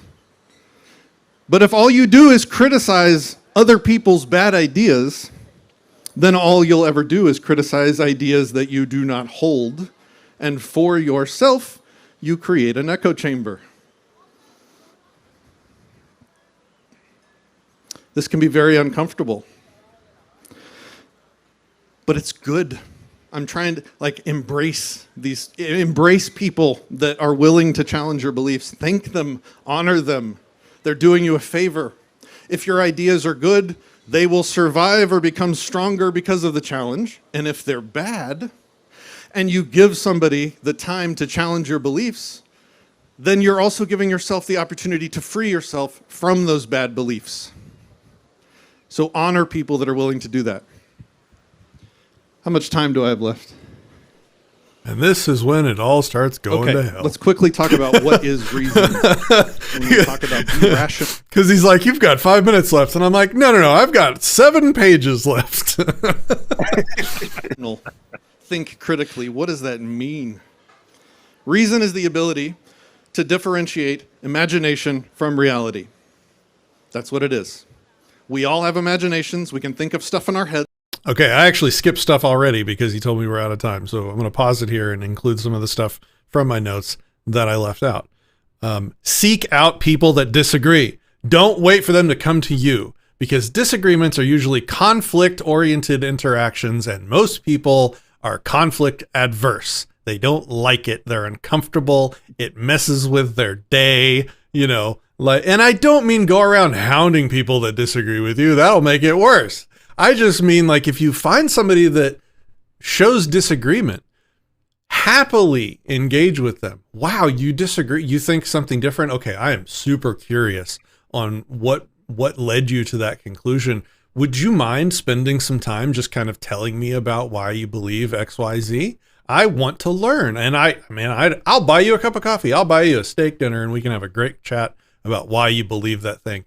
I want to learn if I'm wrong. And if you approach them with that attitude, you're going to get a lot of interesting conversations out of people. That's what I mean when I say seek out people that disagree. I don't mean and I being agree like, about approaching them with that attitude, not just with that tone. Because if you really go into it saying, ooh, I'm going to use this as a technique to get them to tell me stuff and then I can defeat them afterward. If you think, no, I'm entering this just to completely see what they have to say. I want to learn from them. I might not agree with it all, but I'm just going to learn from them. Worst case scenario, even if you never argue, you get to walk away having learned the perspective of somebody who disagrees with you. Okay, you haven't persuaded them. You weren't going to anyway, but you've learned something. That's awesome. Absolutely. Good conversations. All right, cool. Another thing, let's see. Learn to enjoy a healthy, contentious discussion. So this is your side of the same thing. That disagreement adverse thing that most people have, mostly from public school and being taught to not step out of line and to not cause trouble in the group and to not, be the cantankerous one. That was trained into you. And it's okay to disagree. It's okay to be disagreeable if you do it in an appropriate, mature, adult way. Learn to, like, if you can learn to be comfortable in adverse, disagreeable situations, it's like a superpower in this world, because most people run from those things. And yeah. Okay. So, let's see. I what want else? to tack onto that last part there real quick. So when just to clarify, whenever you say go looking for disagreement, but most people really suck at it, that means don't go looking for disagreement on Twitter. You will find disagreement on Twitter, and it will be garbage disagreement. You won't gain anything from it except maybe like a slight increase in your blood pressure, and you'll have wasted hours of your life on, I'm sorry, the app formerly known as Twitter, now X. And Elon will collect all that ad revenue money you got while scrolling through hate reposting everything. Try to find people in the real world, like, this space outside of the digital realm we are currently trapped in as we broadcast this to you. But, a friend, make a new friend if you need to, maybe somebody at work, if you've got a comfortable enough work environment where you can have these kinds of conversations. Heck, family members, or even everybody loves the Thanksgiving debates. Those are always fun. I find it's always not necessarily always. There can be good conversations on the internet, but just know that the environment that you're having a conversation in goes a great length to determining how the conversation is going to go at the end of it. So the number there's of also a pretty go ahead. There's a pretty quick, easy test if you basically approach a disagreement in Aikido mode. For those who don't know, in martial arts, Aikido is like very focused on you're using the other person's force against him. You're not just bam in the face. You're like using his motion to make him not hit you. And so to me, the mental Aikido thing is like somebody says, well, I believe this. And it's just a matter of, okay, but how does that apply to this? Or what do you mean by that? Or can you be more specific? And it's amazing how often people will, if you just ask them to clarify what they're saying, they don't know and they flip out and run away. And it's like, okay, well, dodge that completely pointless debate because they don't even know and they don't even care that they don't know. But if somebody is actually intellectually honest, the range of responses is either, gee, I don't know, or them trying to elaborate, and then you can actually get to something. But often it's like people, there's a particular group that I'm trying really hard to not mention specifically. But if I say, well, like geometrically, if this is this, what would you see in this situation? And they're like, oh, you're just a shill, I'm running away. It's like, okay, so you weren't after the truth and you don't even know what you think. And that happens in all sorts of topics where it's a very early test to see if the person's even being intellectually honest with themselves. Like, are you capable of clarifying and backing up your own claim, or are you just sort of spouting beliefs and then you run away? Because there's lots of those people, and they're not worth talking to because they don't even have a rational foundation for what they believe anyway. So there's nothing to look at or debate. Oh, another trick that I use that works really well is invite people to real-time voice chats. So if they disagree with you online in an obnoxious way, be like, hey, if you're serious and you really disagree with me and you have good arguments, join my Discord server and let's have a voice chat about it.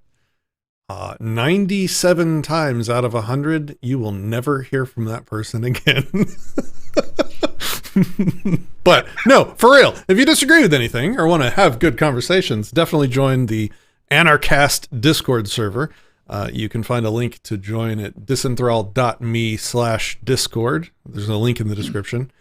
We'll need to change those domains over now that we're sunsetting Disenthrall. Well, that's going to take some time. That's a lot of work, but we'll see. We'll get there. We'll get there. All right. And the things that we think about in our heads.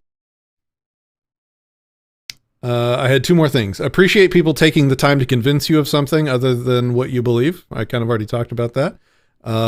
Reaffirm extremely strong standards of reason and evidence, which we'll get more into here in a minute. Don't necessarily have any bearing whatsoever on reality. Imagine that don't necessarily have. That's what it is. We all have imaginations. We can think of stuff in our heads. And the things that we think about in our heads don't necessarily have any bearing whatsoever on reality. So how do we tell the difference? Are we brains in vats experiencing things? Or is there an actual world out there? How do we know? We're not born knowing how to do this. We're damn sure not taught in public schools. Which should be the biggest indictment of the government schooling system anyone could imagine. The fact that no one knows what a standard of reason and a standard of evidence is, that nobody you talk to out of public school can define what truth is. Just define the word truth, please. No one knows. Like, the very basics of thought and how to reason through life are absolutely absent from anything until you get into college. And maybe even in college, only if you take a specific set of courses. What do you think, Christian? Am I right on that one? Were you? Yeah. Well, I guess here's what I'll say. These are actually, like, when you really dig into them, they're actually pretty difficult concepts. And like the word truth, there's like two ways to approach this. And one is like a very, I think, useful, even pragmatic, perhaps agreeable understanding that we can all kind of come to and operate with. And then you've got like the realm of philosophy, which will start bringing up things like Gettier cases. And then you have to start nitpicking all of the exact, well, what are the necessary and sufficient conditions for this term that we have to blah, blah, blah. That's all very important stuff going on in the background. But I mean, how many people have, usually what happens is when people think about what truth is, they think about things that they believe already to be true, and then kind of just pin truth, the word, to those things. And we do this with all sorts of other concepts. But the interesting thing about doing this with truth is that if you believe falsities and then start pinning the word truth to those falsities that you hold, that you believe to be true, all of a sudden your conception of truth starts to get morphed, and you might start missing things that you ordinarily wouldn't. So it's, well, I'm not going to say that you have to go out and take a whole course on epistemology or go pick up like Stuart Mill's book on it or something like that. What I will say is that having a moment to sit back and be like introspective and think about like, well, what really is truth? Like, sure, I have all these beliefs. Maybe let's say a majority of them even are true. But there are going to be some that aren't. So what can I use? What tools can I use in order to come to like a better understanding of truth? And I think there are a couple of answers that we could give to that if we get to that later in the conversation. But as far as like the homework portion of this show is concerned, I think that's a good exercise for people who've never really sat down and thought about the question of truth before. I want to make this like an intro to reason. I don't want to bore people with the nerdy philosophy that most people don't care about and rightfully shouldn't care about because they have jobs and lives and professions and stuff. But I would like to introduce people to the basics. I want people to leave the stream being able to define truth. Let's define truth right now. I define truth as truth is an evaluation where you compare an idea in your head to reality. And if the idea matches reality, we call that idea or concept true. So it's a comparison to reality without. So we're not going to go any more nerdy than that. Do you guys agree, disagree? Any thoughts on that? Yeah, it's almost exactly how I was going to describe it. It's a description of something that matches reality outside of yourself. Christian is about to explode. I would say almost the same thing, just with all of the nerdy terms thrown in there that make it super obtuse and unintelligible. So I really had to resist, man. I really, really had to resist. So a couple interesting things to think about from a layman's perspective is that definition means that truth requires a mind to exist for there to be truth. If there is no one to hold concepts in their head, then there's nothing to compare to reality. And the idea of truth becomes pointless and meaningless. So that's just that's something to go to sleep tonight thinking about. But yeah, so that's truth. It is the comparison of something in your head to reality that matches. And if it doesn't match, it's false. And anything more complicated than that, somebody's probably trying to manipulate you. So defend these basic definitions with your life, man, because if somebody gets access to the ability to change the meanings of important terms like what is true, then man, they've really got the key to your mind and they can just yank you wherever they need you to be. So truth does not mean justifiably suspicious. Yeah. Those are different things. Yeah. Okay. And then, I mean, we can talk about, I'll just hit play. We only have like 4 minutes of this left and then we can really just go free roam. But I'm getting to something important here. Okay, I want to talk to you about the imagination to reality spectrum. On this side, let's put imagination. And on that side, let's put the rock solid 100% absolutely true. Not in my subjective opinion.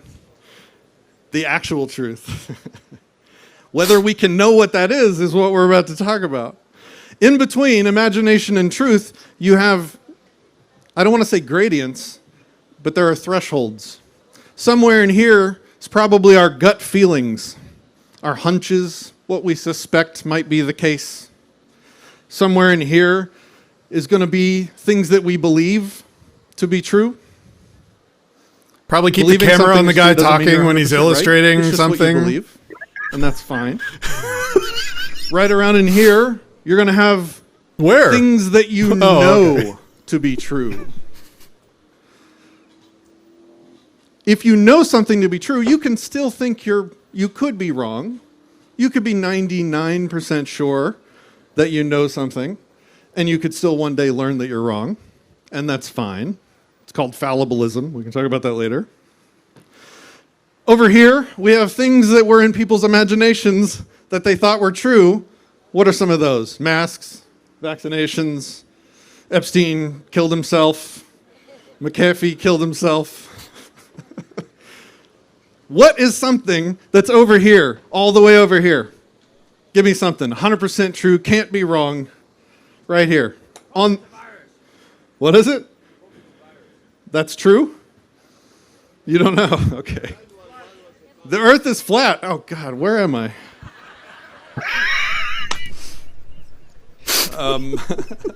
So if somebody asked me that question, I have enough curves here already. Okay, come on. I can't believe I said that. All right, so the only thing I could tell you that I know is absolutely true is, who's heard of cogito ergo sum? Raise your hand. Yes. What does it mean?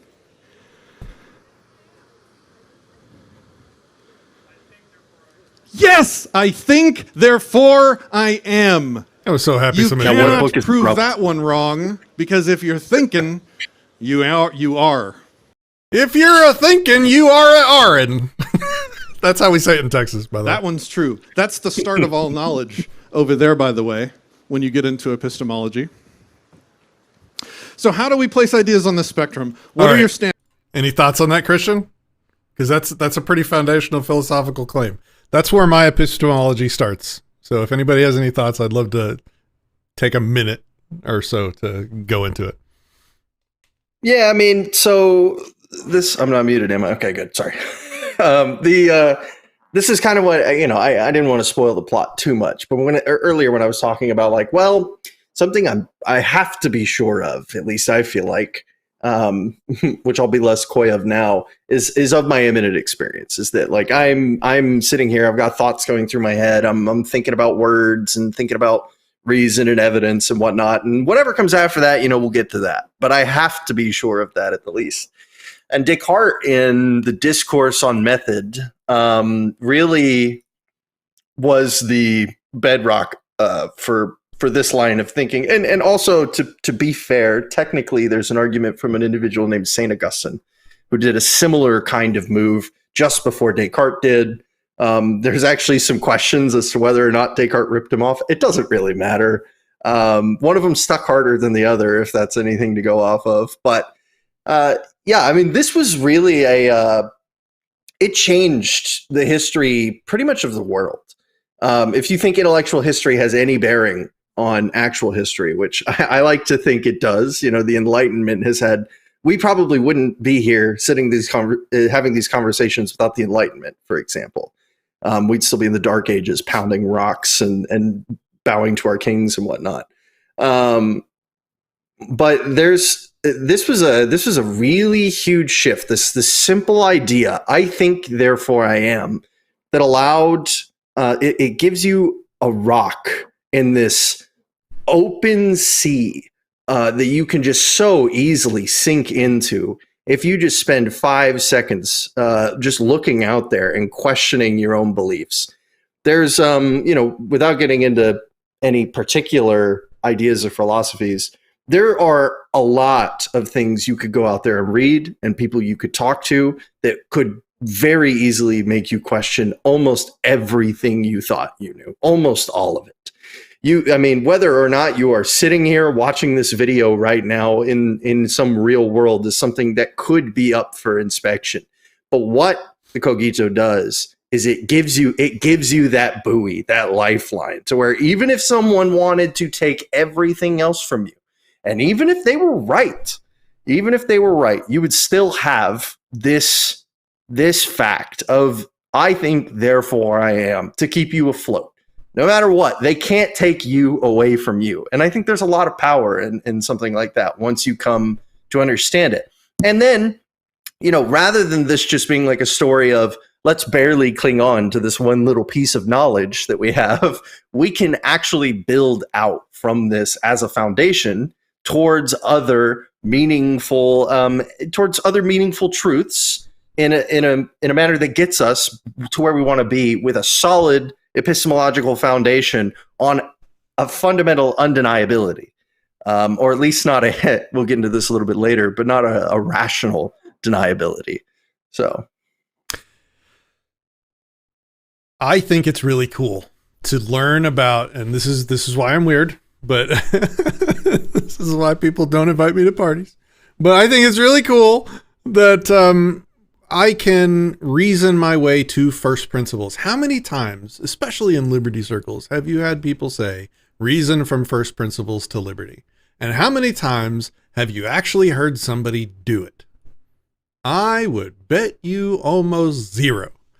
Because what that means is starting from nothing, starting from your mere existence inside your head and building up to a philosophical argument that eventually 17 layers and 50 propositional arguments later, you get to a conclusion that says something about liberty. That is like the holy grail of liberty philosophy right there. And I would like to see more people do it and more people understand it. And what that means is like, where do the laws of logic come from? A is A. Where does that come from? How do we get there from I think, therefore I am? Well, maybe that's a different stream because we'll go on for 17 hours if we do that here. But it starts from, I wake up one day, realize that I exist. How do I know I exist? Well, because I'm experiencing something. I'm experiencing existence. And then I realize that, I'm getting this sensory input from reality, from the world, but also I'm getting this other sensory input from what we now think is our imagination. Like I can imagine fuzzy pink unicorns orbiting Mars. That's in my imagination. Is that reality? Well, how do I tell the difference between what's in my head and the concepts and what's actually out there in reality? How do I know what's true? And so you start taking in sense data and building up inductive arguments and creating things like A is A. And we'll save that for another stream. But that's why this concept is so important. That's why I brought it up here. Larkin, tell me to shut up and move on because I don't know. Like I get excited by this stuff, but I hope more people will as we go forward in the future. And maybe we do a whole stream just on like foundational epistemology. How do we get from I think, therefore I am to just the basic rules of logic? I think that would be fun for me. Maybe not for anybody else, but that would be fun for me. Oh, I will be there, Patrick. Oh, yeah. standards for each of these thresholds. You should all know exactly where you stand for each of those levels of belief. What are your standards? How much time have you spent examining and defining those standards?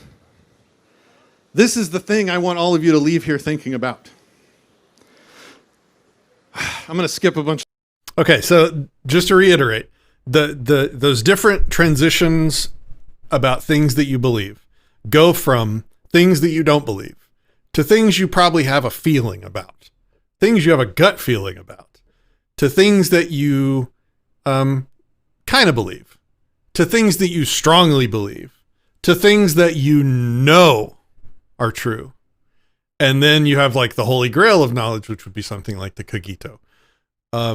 Each of those transitions you should think about, and you should have standards for why you move things between those categories. Why does something deserve to be moved from gut feeling to something that you believe? What does it take to put something in the category of something you believe? What does it mean to believe something versus just having a gut feeling about it? What does it mean to think that you know something versus just believe it? Well, let's talk about that. Do you guys have any opinions if we take them? I mean, if we take a little bit of time to go ahead. I was going to barge in about deductive reasoning that a lot of people totally suck at. I've always loved like logic puzzles. I made a whole logic puzzle book while I was in prison for not sending pieces of paper to the IRS. And so a lot of them are like, given A, B, and C, which of these is the case? So you're given, three things to just assume as fact. And then deductive reasoning limits it to only one of these answer is logically possible at all. And so I've always loved those puzzles, and most people kind of suck at that. I was just telling Patrick that while in prison, I would show these to people, and a lot of people, they literally couldn't grasp the fact that, like, you don't need to guess. Like, everything you need in the question limits it to one possible answer, 100%. If you understand how to figure it out, you can have 100% certainty, given the question, which answer it is. But they go, is it number 2? It's like, this isn't flipping a coin and seeing if you got it right. It's, if you understand deductive reasoning, you look at it until you go, it's number 3. And you know it's number 3 because it can't be anything else because you figured out the logic. And that's just a puzzle book, but most people suck at that. So that the things they know, and even the things they think they can know, are limited to like immediate firsthand observation because they don't know how deductive reasoning works. So it's sort of like, well, if I see, like, I can look around this room, there are no giraffes in this room. I can check. I mean, might there be an invisible giraffe? Seems kind of unlikely. But if I can like extrapolate stuff, for example, damn it, I'm going to use this example. If it offends people, I don't give a crap. I know that the Earth is spherical, even though I've never been out in space and seen the spherical Earth, because I can extrapolate. And some people I've seen them say, if you've never been out in space, you have no way to know that. Really? Have you ever seen all of Florida at once? No. Do you know what shape it is? Yeah. Why? Because you can measure a bunch of stuff and extrapolate, this is the shape of Florida, even though I've never seen Florida all at once, because I haven't been up high enough to see it all at once. But there is such thing as knowing things as a result of deductive reasoning. And if people are so focused on beliefs that they don't even get how deductive reasoning works. And one of the easiest things is to know a negative. Like, it's a lot easier to disprove a claim than to prove a claim in a whole bunch of different cases.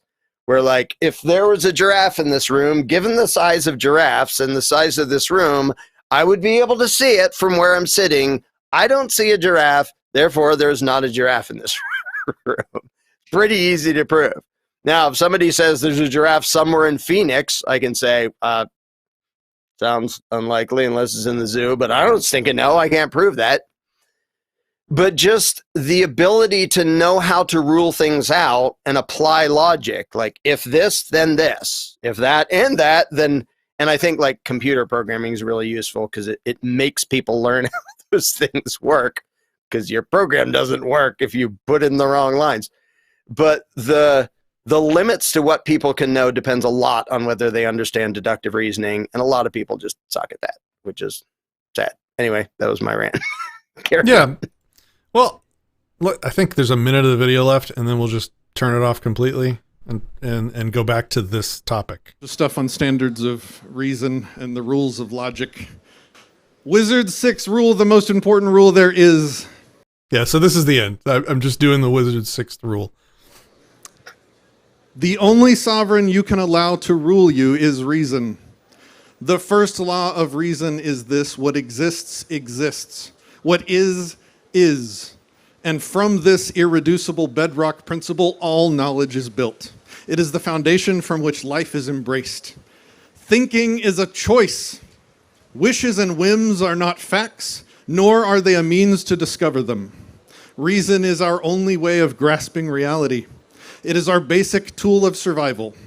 We are free to evade the effort of thinking, to reject reason, but we are not free to avoid the penalty of the abyss that we refuse to see. Faith and feelings are the darkness to reason's light. In rejecting reason, in refusing to think, one embraces death.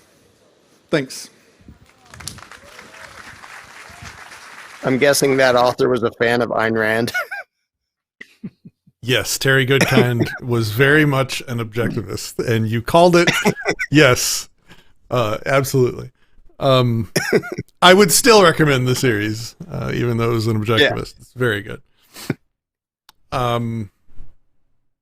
That was I skipped everything just so that I could close on that, because I really felt like that was what the audience needed to hear. Like, people that have high EQs, that just means they feel more than they think, and it doesn't mean that you should follow them or that they're right. And that was probably a controversial opinion to have at the event, but nevertheless, I say what I think people need to hear, not what I feel like they want to hear. And that's why I'm an anarchist, and that's why I've started an anarchist YouTube channel, is because the world needs to hear things, and most of the things I have to say, they don't always want to hear.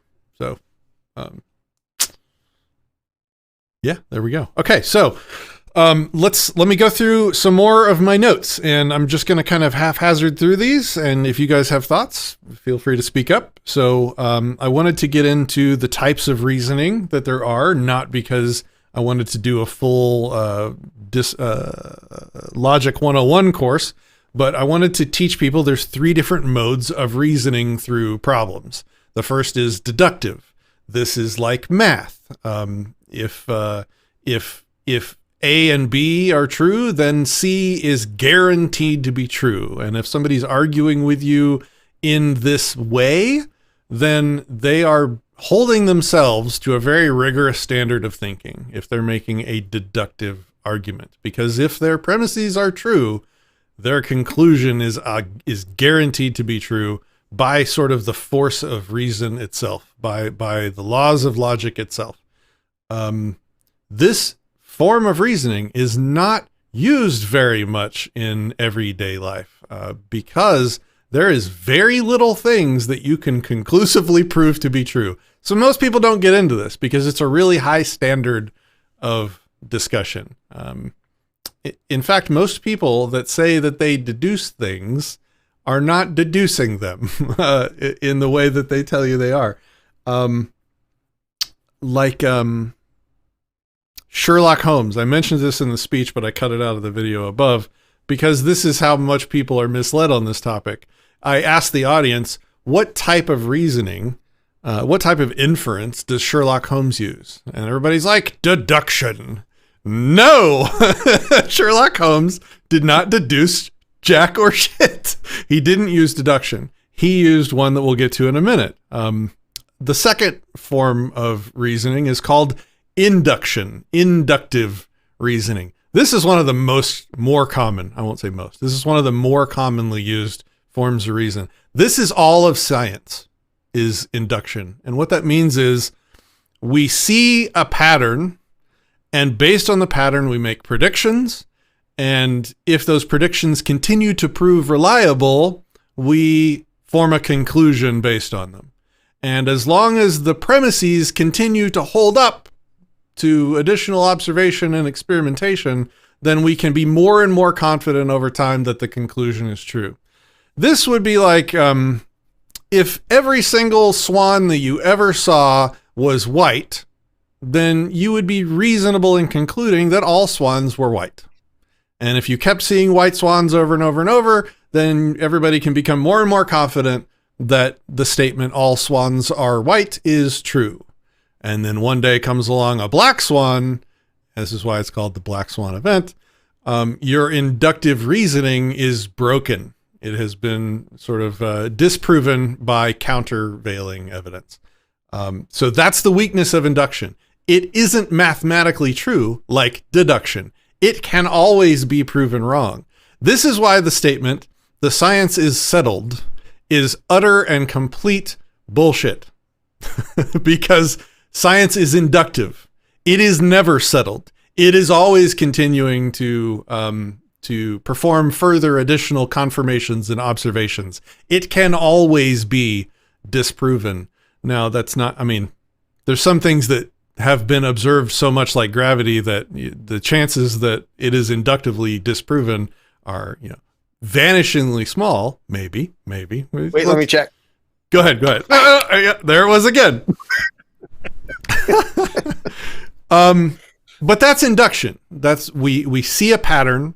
And this is important. We make predictions. There's a word for it. Novel testable hypotheses. That's kind of how you do induction. You see a pattern. You imagine a model that can predict future occurrences based on that pattern, and then you test it using novel predictions. So like you say, okay, well, all these swans that I see are white, so I'm going to make a prediction that the next swan that I see will also be white. And then you do that experiment and you see a white swan and your hypothesis is confirmed and you can inductively conclude that all swans are white. Any problems with anything I've said so far, anybody? No, I think this would be a good opportunity, though, to talk about something. Understanding this about induction is a great case against using collectivist kinds of language, right? So, for example, because induction is so often involved in what we call universal generalizations, this just means you take particular instances of some group and then you try to make a claim about the whole group based off of that. What you'll hear a lot, most of the people I've met that live in this landmass that they call the United States would, consider themselves a part of this we, right? So therefore, there is just this we, and I'm going to make reference to it, and I'm going to base all of the properties of this group based off of these people that I've met. Unfortunately, what we've got is actually several hundreds of millions of individuals that have probably infinitely more properties different to one another than they do any shared across that gargantuan group. And this is just one of the reasons why I'm sure you've heard Patrick say it, you may have even heard me or perhaps even some others say it, is this, stop collectivizing. Don't use all this collectivist language. What is this we? We are individuals here. You're not necessarily anyone in particular, but anyone who uses that kind of collectivist language is implying a kind of faulty inductive generalization based on observations of a few key individuals that they then want to project onto you. And this is, you're coming out and you're saying, your induction is false. I am not that we. So stop calling me that. Just an interesting byproduct of this, tying this all back in. Hasty generalization is really important to point out because it's literally everywhere.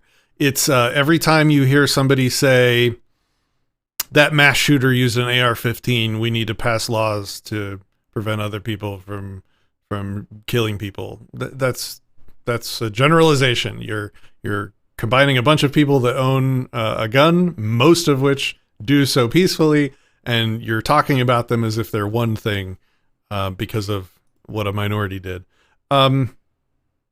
Okay, so the third form of reasoning, this I think I'm pretty confident I can say that it's the most common form of reasoning. It's also the weakest.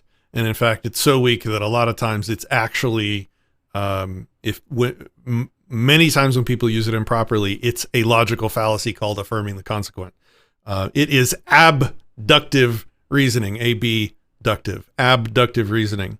This is, if the room is dark, it must be because the light is broken. It's when you examine a constellation of facts or observations and you try and piece together what the most reasonable, probable, that's the word, the most probable set of facts that could result in those observations. This is what Sherlock Holmes did. He did abductive reasoning. It's the weakest form because in the example, like, oh, the room is dark, the light must be broken. No, there's 50 reasons that room could be dark. The light could be turned off. The bulb could be taken out of the lamp. The power could be out. There's all sorts of things that could be going on to cause that room to be dark. So you have to be really, really careful with abductive reasoning. And I point this out because almost every conspiracy conjecture, which is what I call conspiracy theories, uses this form of reasoning, abductive. They throw a smattering of data points on the wall, and then they use that that overpowered pattern recognition machine between their ears to look at that evidence smacked on the wall, and they abductively sort of draw a story together out of it, usually with a bunch of unanswered, mysterious questions, like, well, if they didn't do it, then who did?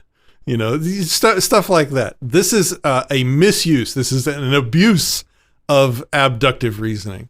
I just really wanted to highlight that because it is everywhere, especially in conspiracy conjecturists circles. You guys have anything you want to say about that?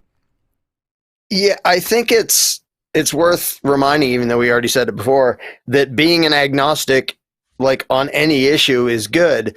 And there's a big difference between kind of having a reason to maybe suspect something and having proof of it.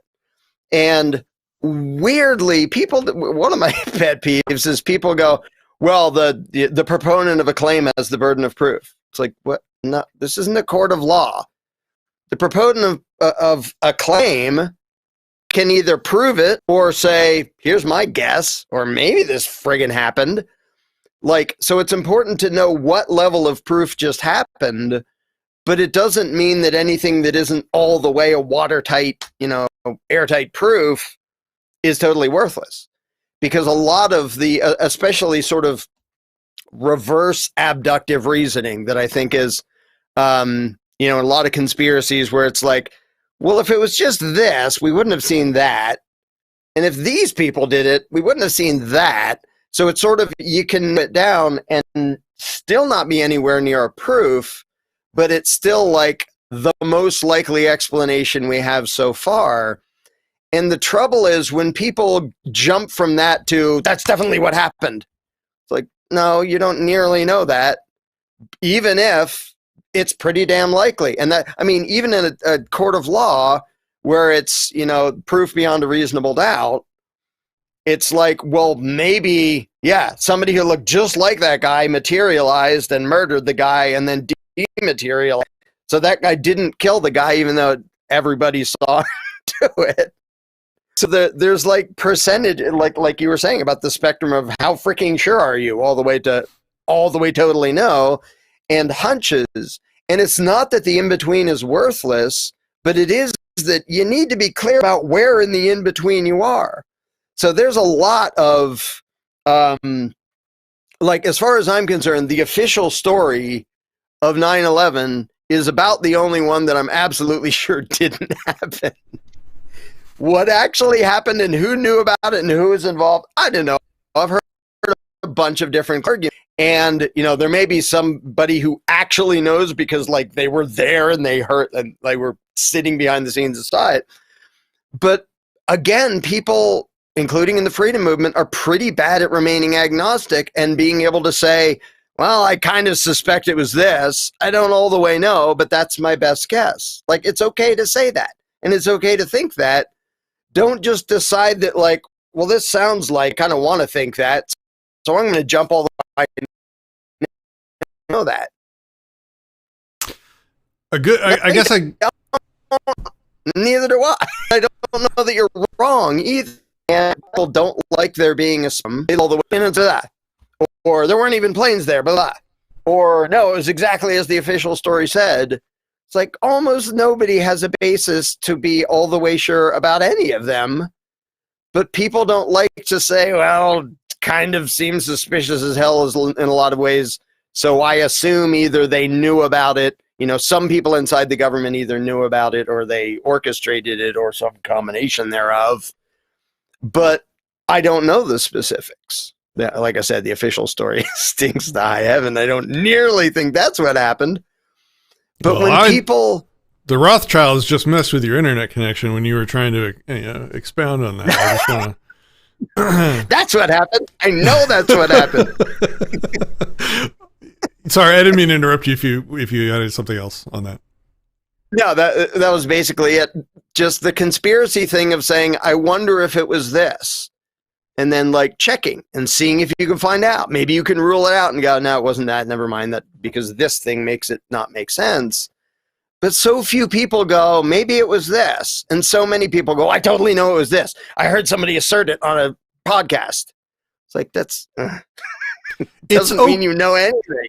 It's okay to make decisions on limited evidence. It's okay to make decisions even on gut feelings. We have to do that all the time because we don't have access to sufficient evidence to move things out of the gut feeling into the belief category. And a good example of that was COVID. Before COVID came to U.S. soil, it was only in China. We were hearing apocalyptic things about what it was doing to people. My daughter had no immune system from her cancer treatment.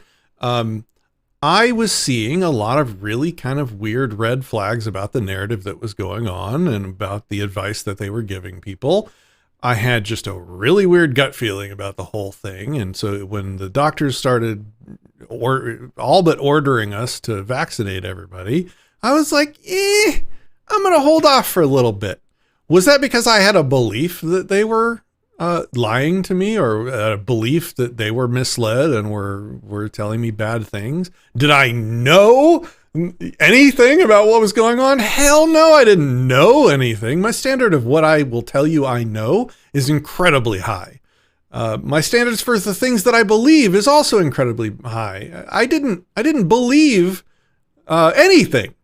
I didn't know. I just had a bad gut feeling. And so I made decisions based on that gut feeling. But I really thought about my standards for where all my beliefs are. And I just want everybody to kind of come away doing more of that. And I want to buy you space by saying this, that it's okay to just have gut feelings. You don't have to go around all the time proclaiming the things that you have a gut feeling about to be the truth, because that's how you get made a fool of really quick. The moment anybody challenges you on it. Yeah, that's what I wanted to say about that. Anything else? Okay. You guys just both said exactly what I want to do. Thank you. Awesome. Yes. Awesome. So I want to talk about ways that you can challenge beliefs, ways that you can examine beliefs and to test them and to figure out where they belong on the spectrum of gut feeling to knowledge. And one of the first things that people will do when they're trying to convince you of nonsense is they will keep their claims as questions instead of statements. And they will be vague on all the details of whatever it is they're talking about. So a question is not an argument for the most part. There's exceptions if we want to get nerdy about it. But for the most part, if somebody says, well, if this, and this didn't happen, then why do you think it did? You know, and that's not an argument. Sorry, I don't even have to address that because what you've presented is nothing. If you would like to make a claim, make a statement that I can work with, then we can continue the conversation. 9/11 was an inside job. Perfect example. That is a massive claim that includes about 10,000 different moving parts. But at least it's a claim. Like, it's a place to get started. It's just hugely nebulous. It's so nebulous you can't even begin to address it. And so get people to make specific claims that you can actually test. Remember, we're talking about models that you can use to make novel testable predictions based on. These things need to be specific. So like jet fuel can't melt steel beams. Boom. That is a specific testable claim. Now we can go and do the research. We can go and do follow-up. We can actually do our own experiments. We can figure out the truth or falsehood of that specific claim. That's what I'm talking about. Nail people down. Don't let them get away with just asking nebulous, suspicious, spooky questions about shadowy groups of theys. The more people use the word they in a conversation, the more suspicious I get, because they means no one and everyone at the same time. It's like a nebulous secret group of theys that do things. What do they do? Well, we don't know, but they probably do it. You know, like, let's get specific and real and approachable. Like, it's okay to have gut feelings that, you know, I don't know, the Bilderberg group is doing something nefarious. Have a gut feeling all day long, you know, whatever. Make decisions in your life about it if there's some decision that you can make based on that nebulous thought. But don't talk about it like you know, unless you actually can back that up, because we need to have standards for reason and evidence, is kind of the whole point that I'm trying to get at here. So if somebody is presenting you evidence for a statement or a claim that they're making, it needs to have several things, and you need to be looking for these things. The things you should look for, the evidence should be repeatable. It should be things that you can check, things that you can verify as much as possible. If you can't check it on your own, you should be a little bit more suspicious, unless it's something super technical or something that you need sort of, I don't know, a lab and $5 billion of equipment to test, you know, whatever. But it should be as repeatable and as independently verifiable as possible, which is really the second thing. Independently verifiable. You need to be able to get other people to duplicate your results and to duplicate your observations and reasoning to check against your own, to make sure that you didn't mess something up or you don't have biases that are screwing you up. The claims need to be tied to specific, discrete, non-vague hypotheses. This is kind of fighting against that nebulous thing I was talking about. Make people be specific, make people make discrete claims that explain what's going on. And then the last thing is necessary and sufficient evidence. Now, those two words have a colloquial term that most people are used to, but they also have a more rigorous term that I want to take a moment and get people to understand. Necessary and sufficient. When somebody is saying, why are the leaves on that tree blowing? And somebody says, well, God's doing it. Okay.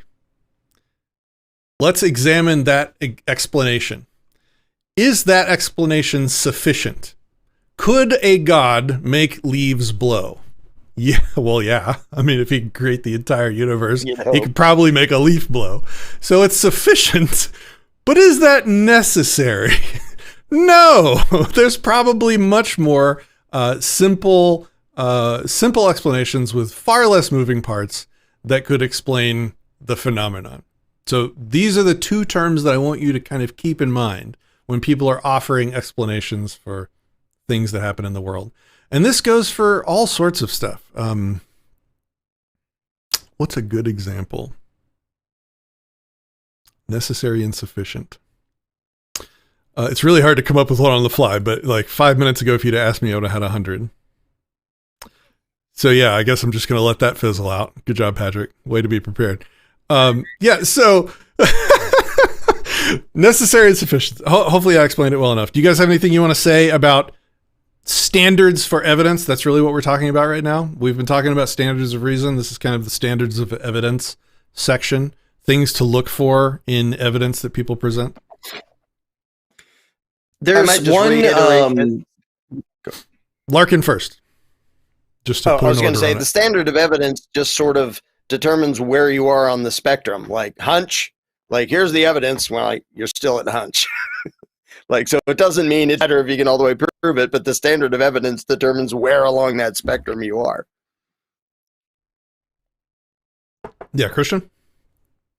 Did you say something? Yeah, there's relevance is another category that a lot of people like to bring up when they talk about evidence. And it seems to be the case that you can, when you're narrowing down like plausible explanations for some kind of event or phenomena, there's a pertinent question that you can ask is the relevance to, like, say you want to explain some like causal chain, which just means like you think something caused something else to happen. We'll use the tree leaves moving example, right?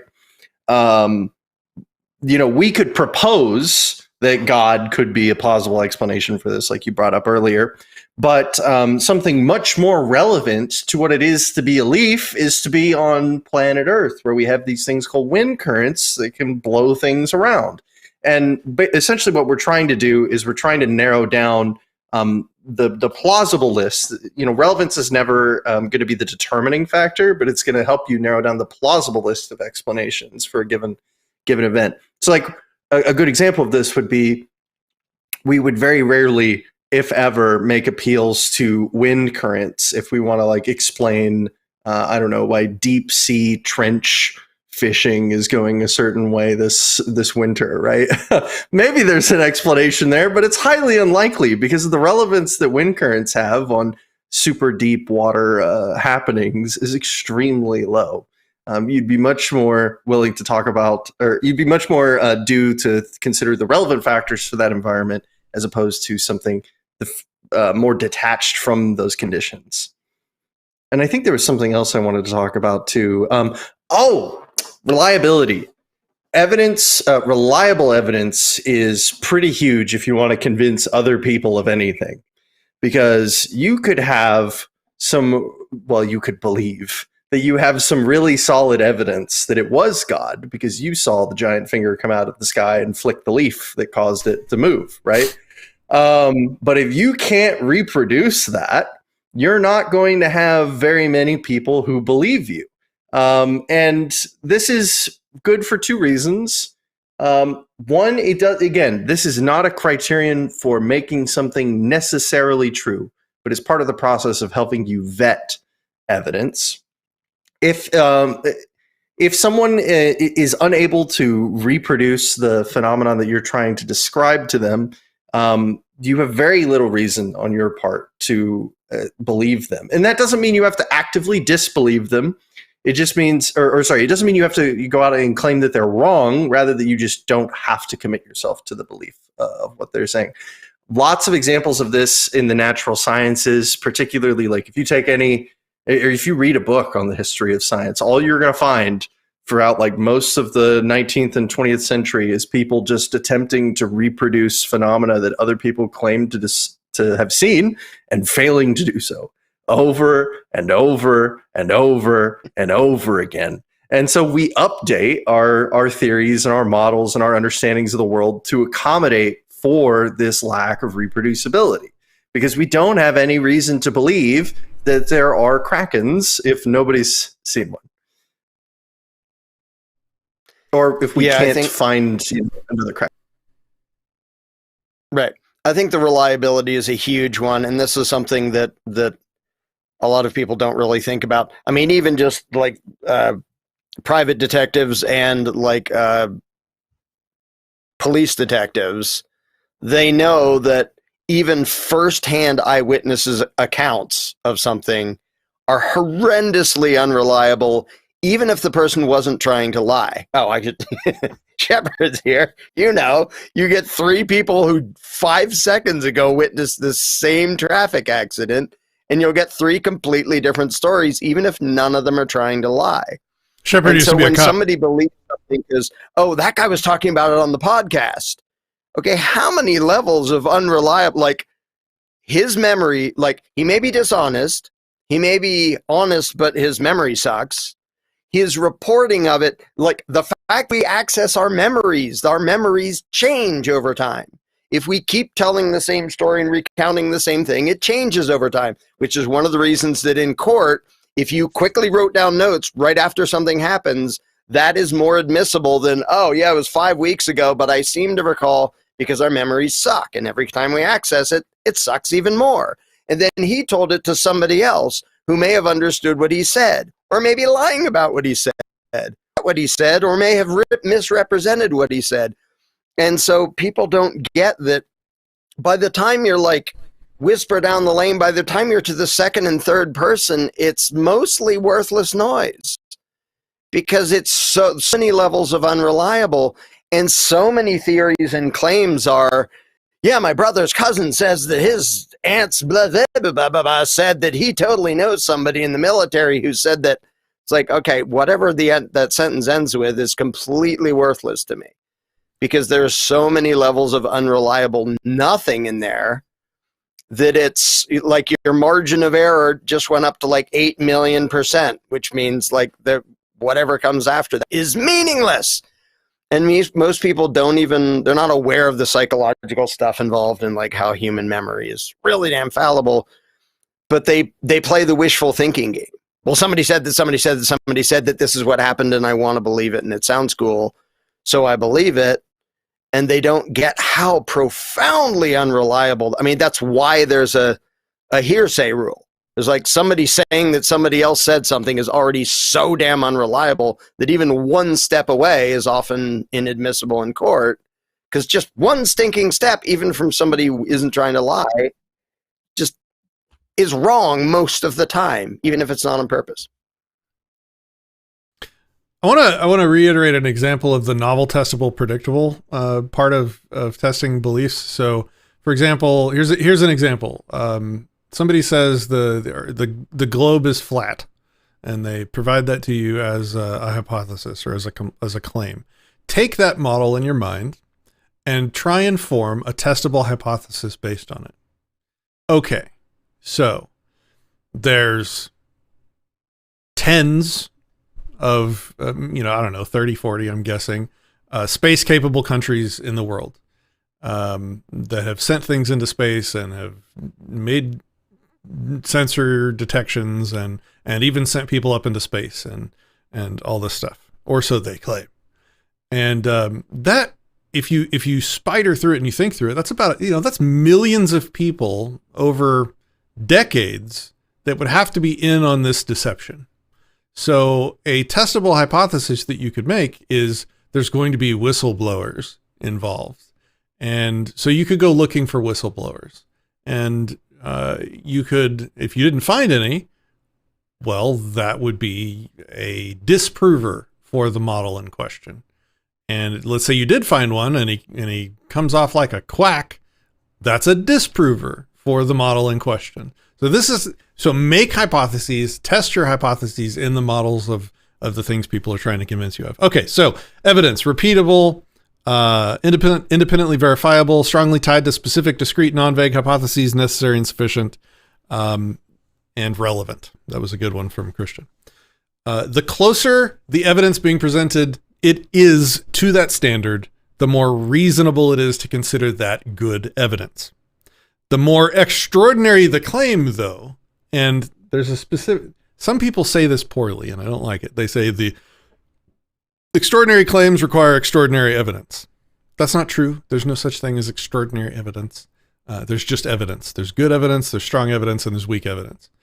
What it means, though, is what extraordinary means is how far away from induction the claim is. And what that means is like how far away is the thing being claimed from things that we know exist and have been repeatedly shown to be reliable.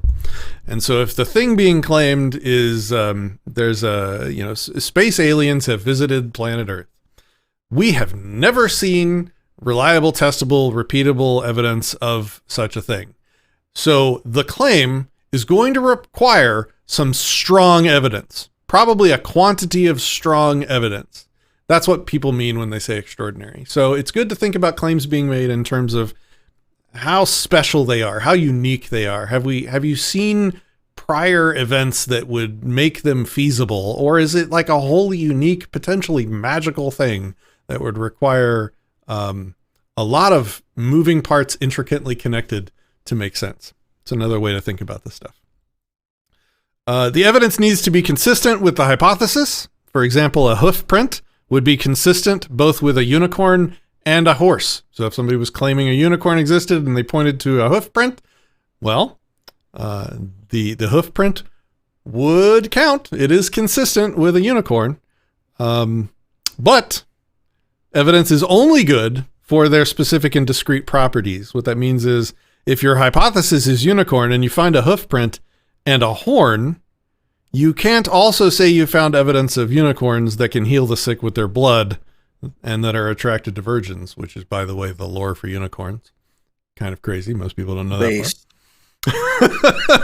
part. So you can only prove as much as the evidence is there to prove. It's got to be discrete and specific. You don't get to loop in a whole new concepts because you found evidence of a hoof print. And then weight the evidence by proximity in time and location. This is like a first filter for correlation causation issues. Controversial. You took the vax and got paralyzed. Is this sufficient? Yes, plausibly it is sufficient that the vaccine paralyzed somebody. Is it proximal in time and space? Yes, taking the vax is proximal in both time and space to the person being paralyzed. Is it necessary? No, there's other things that could have paralyzed the person. That's not all that could have caused it. So would it be evidence? Yes, but probably not conclusive on its own. Maybe you put that in the gut feeling category. Do you see how you kind of work through these checkboxes these gates allow you to properly place and locate something on that spectrum of gut feeling to knowledge? So the more of these boxes are checked, the farther towards belief and knowledge things should be pushed. And the less of these boxes checked, be okay with relegating things to the gut feeling. I'm suspicious, but I don't know. That's fine. It's fine to do that. Any thoughts before I move on? There's a thing. I'll try to be quick instead of babbling on and on like I usually do. You're good. I only have one page left. We're almost done. that so many people are so bad at is understanding statistical probabilities. And quantum mechanics gets awesome at this because all they have is the probabilities. Like any one photon, it's like, well, it could do a bunch of shit. But when we throw 80 gazillion through, we see these very predictable probabilities. I'm not going to get into quantum stuff here. But when somebody says, okay, this person got the shot, a week later they were dead from heart failure and they were like 20 years old. Well, then the vaccine totally killed them. Well, maybe and maybe not. I mean, there aren't that many things to kill people, so definitely worth being suspicious. But if there are very real things to be learned by statistical probabilities, because if you look and go, over the last few years, this drastic percentage in increase in young people keeling over from, myocarditis and heart failure and stuff happens to coincide with right after they gave a ton of people these shots. The sum total of that is way more significant than any individual case where, well, he got a shot and then he died of heart failure at 20. Okay, that's already suspicious. If it happens to 8,000 people, just throwing out a number, that isn't just 8,000 times zero because it's anecdotal. That's like, well, something like probabilities are a thing and statistical patterns are a thing, even when no single one of those events proves anything. When there's a huge change in the overall data, like it can be totally significant even when none of the individual events prove anything. Cumulatively, they can totally indicate, maybe not all the way prove it, but totally indicate, yes, there is something statistically significant. And sadly, most people in and out of the freedom movement just suck at statistics. They don't nearly get how probabilities work to begin with. I'm not going to give a lecture on that now, but there are things to point at and go, yes, this absolutely means something. Doesn't necessarily prove a particular thing, but this isn't, golly gee, I happen to flip a coin heads 8,047 times in a row. Oh, well, guess it was luck. It's like, probably not. Like, that's a little too weird to just pretend that that's not significant. So that's another thing, is the statistical probabilities. Like, they mean things, and a lot of people just don't understand how to even know what they mean. I'll go farther. Well, statistics is a very complicated profession. It takes training, years of training to become a statistician, because understanding statistics is difficult. And if somebody is playing interpreter for you, and they're saying, well, I've read the data and here's what the data says. Caution! Someone is reading an arcane language that you don't know and telling you what it says. And they might not be good at it. And we did a show with an actual statistician where we looked at some medical studies. This was years ago, long before COVID, just to really make the case of how complicated interpreting those numbers actually is. I was surprised. I was way into the Dunning-Kruger on it. I thought, well, I'm a smart guy. I understand how statistics work.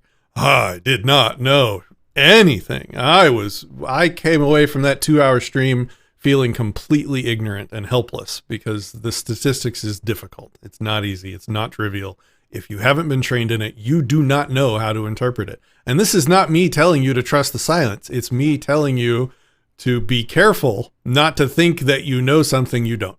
I'm not telling you to trust anybody. I'm just saying it is not easy. It's also a very easy way for people to lie. Yes. Because people don't understand how statistics work, and you can recognize the lie even if you don't know the statistics. Like when they were saying the death rates of COVID, and they were counting hospital admissions and nobody else, I can say they're lying their asses off. That is not, you don't get a mortality rate. It's like saying the mortality rate of traffic accidents is this percentage, because everyone who came to the hospital, this many percentage died. Well, what about the 90% of accidents where nobody went to the hospital because it was a fender bender? You're lying your ass off and you know it. So even when you don't know the statistics, sometimes you can tell they're intentionally being dishonest, because the statistic they're representing isn't anything. It's designed to make you think that it means something it doesn't. So anyway, just had to babble that. So that's really the end of the section on evidence. If anybody has anything else they'd like to add, I just have one more set of things that I want to go through to give people advice. All right, cool. So the last section of my talk, that it's funny, we watched a 26-minute video and have talked for 2.5 hours. So I did really good at planning my talk, is what I'm trying to say. There's no way, like looking at it now and talking through it with you guys, there is no way in hell I had any chance of success at this. I was a moron thinking that I could have fit all this in an intelligible manner. So, all right. So, how to examine someone's beliefs. This is that time when you have somebody that disagrees with you or whatever, and they are willing to sit down with you and have a genuine conversation. And you're having that moment where you're calm, your emotions aren't involved, your ego's off the table. They're about to hand you an idea that you probably disagree with, and you're going to put it in your palm and you're going to examine it and turn it over and look at it. How do you do that? What is a good process for examining someone's beliefs with them? I have some recommendations. The short version of this is I would recommend people go and look up a process called street epistemology. I think it's a great way to examine people's beliefs. Street epistemology. Epistemology is the study of how we know things, just to give that definition for people that don't know. Street epistemology. So it's a method of examining how people know what they know. And if you look at a couple of the interviews that I've done like a year ago on this channel with people that are involved in, I forgot what they called it, but it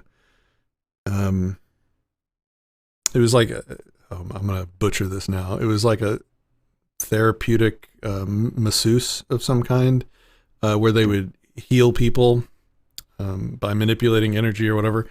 The techniques that I used in that conversation were from this playbook that I'm about to give you. This is how you examine other people's beliefs. First of all, you keep yourself completely out of it. And Larkin is going to immediately recognize a lot of these principles from his Candles in the Dark, because this is the stuff that he taught in that course. You keep yourself and your ego and your opinions and your positions completely out of it. They are irrelevant when examining somebody else's belief. The first thing that people want to do is they're like, well, if you think I'm wrong, then you tell me what you think. And then they'll fight against what you think instead of the veracity of what they think. I did that on another, Christian did that with me on a stream where we analyzed Passio's conception of natural law. And people in the comments, as we were rebutting Passio's conception, people in the comments relentlessly throughout that 14-hour stream kept trying to bring it back to what me and what Christian think. Well, if natural law is wrong, then what do you think? Because we're going to fight against what you believe instead of these objections that you're bringing up about what this other person believes. Don't do that. Don't get sucked in. Don't make it a back and forth, because look, whether we're right or wrong, whether you're right or wrong in a discussion, generally, for the most part, has absolutely no bearing on whether or not the other person's ideas are right or wrong. And so there's no utility in bringing your own views into a discussion about somebody else's, for the most part, especially if it's contentious. Larkin, I know, has things to say about that, because he talks about this in Candles in the Dark, how to keep yourself the hell out of it, because people try and suck you in, and the moment they do, you lose. Larkin, do you have anything you want to say about that? Well, there's sort of a fine line, and it depends on the context of where I'm talking to somebody. There's a fine line, like in Candles in the Dark, it's not like debate and interrogate and prove you're right.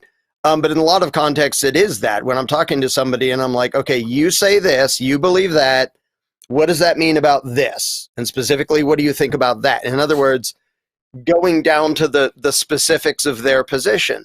And I can't count, there's literally 2 of them today. I can't count how many conversations I've had when they end with me asking a very simple question about what the other person advocates that they won't answer. And they hem and haw and they make excuses and they run away. And that's in debate mode, completely unrelated to what I think about the topic. It's like, you won't even say what you believe. The gentle way of doing that in Candles in the Dark, you be like all patient, give them all the time and space in the world to decide, so that you're not jumping on them and pointing. You don't even know what you think. But either way, the goal is to just the process of clarifying their position in a lot of different contexts, that brings out the flaws in their thinking. Now, in Candles in the Dark, it's obviously about the belief in authority, and people cannot believe in authority and not have a contradiction inside their head. So the questions are designed to bring them up to that contradiction, so they have to look at it and sort it out and decide what to do with it. But in a lot of other contexts where that is the approach, like somebody claims this, and I say, well, okay, what about this? What do you believe? Like, what are you advocating here? Or if it's some like scientific claim or a claim about physics, it's like, well, if this is this, are you suggesting this or that?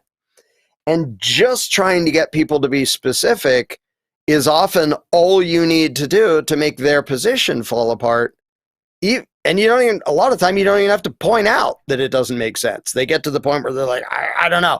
And either they get emotional and run away, or if they're like intellectually honest, they'll go, I'm not sure. I'll have to think about that, or I'll look into it or something. But that's what I mean by intellectual Aikido, where I didn't need to introduce any force of me. I was just guiding their beliefs to try to bring out of them what they believe.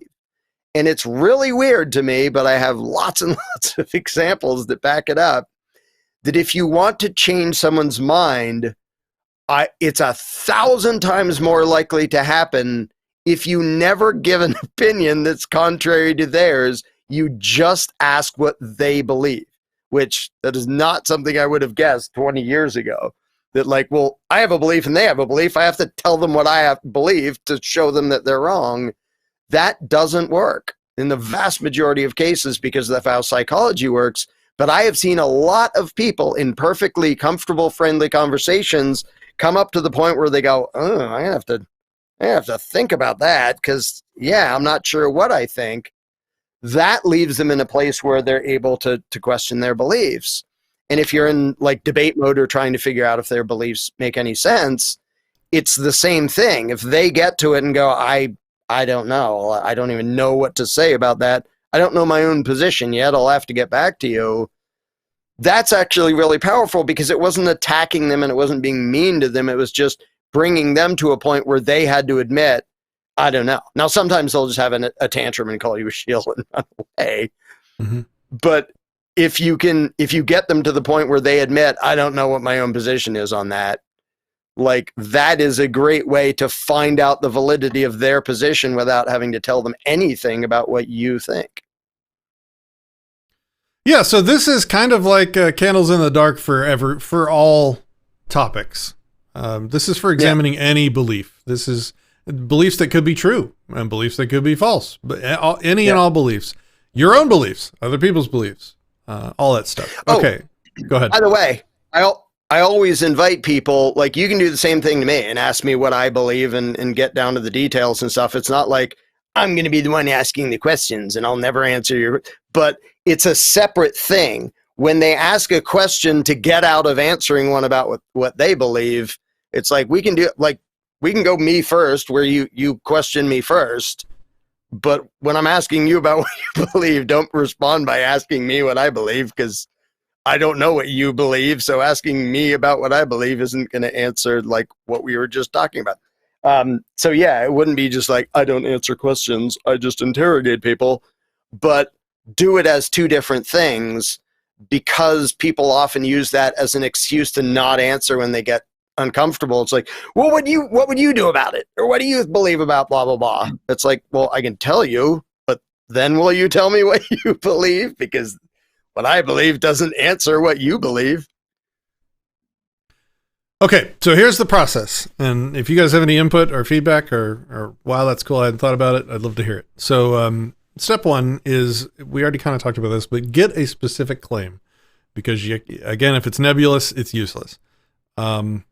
If they think the government exists justifiably because everybody wants it to exist and they empower it through the Constitution, whatever. Make the claim specific. Get something concrete. Second, get their level of confidence on the claim.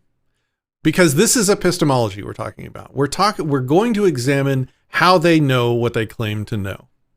And the first thing to get an assessment of is how confident they are that they know the thing that they're talking about. How sure are you? On a 1 to 10. 10 being you absolutely cannot be wrong. 0 is just like you don't believe it, it's false. 1 is like really super loose suspicion, whatever. Get their level of confidence on it. Step 3, get their epistemology. Now that is to say, and I'll explain more about this in a minute, but you want to ask questions that get to the root of why they know or why they believe that thing. And again, this is not about you. You're not in the room. Your ideas and positions aren't there. You're curious about how they came to know that thing that they're claiming. That is their epistemology. That's what we're going to examine. Once you get it from them, reflect it back to them. Reflect their position back to them, and then start asking probing questions about the ways that they say that they know. Less about the evidence that they're presenting and more about the epistemology. And what I mean by that is a question about, what's a good example? Let's say that their claim is that John cheated on his wife last week. And you say, okay, how confident are you in that? Well, like 7. Okay. How did you come to believe that? And they say, well, I heard from Mary, who was talking about it in the women's circle, and they heard from somebody else. Okay, so the question then is not to be like, okay, well, how do we know that they were telling the truth? Or how do we know that they even knew what was going on? That's kind of the wrong angle. The angle that you should be taking is that a good way of coming to know something is true? Is believing a third-party account of something a reliable means of coming to know something is true? That's what we're getting at here. Is the method reliable?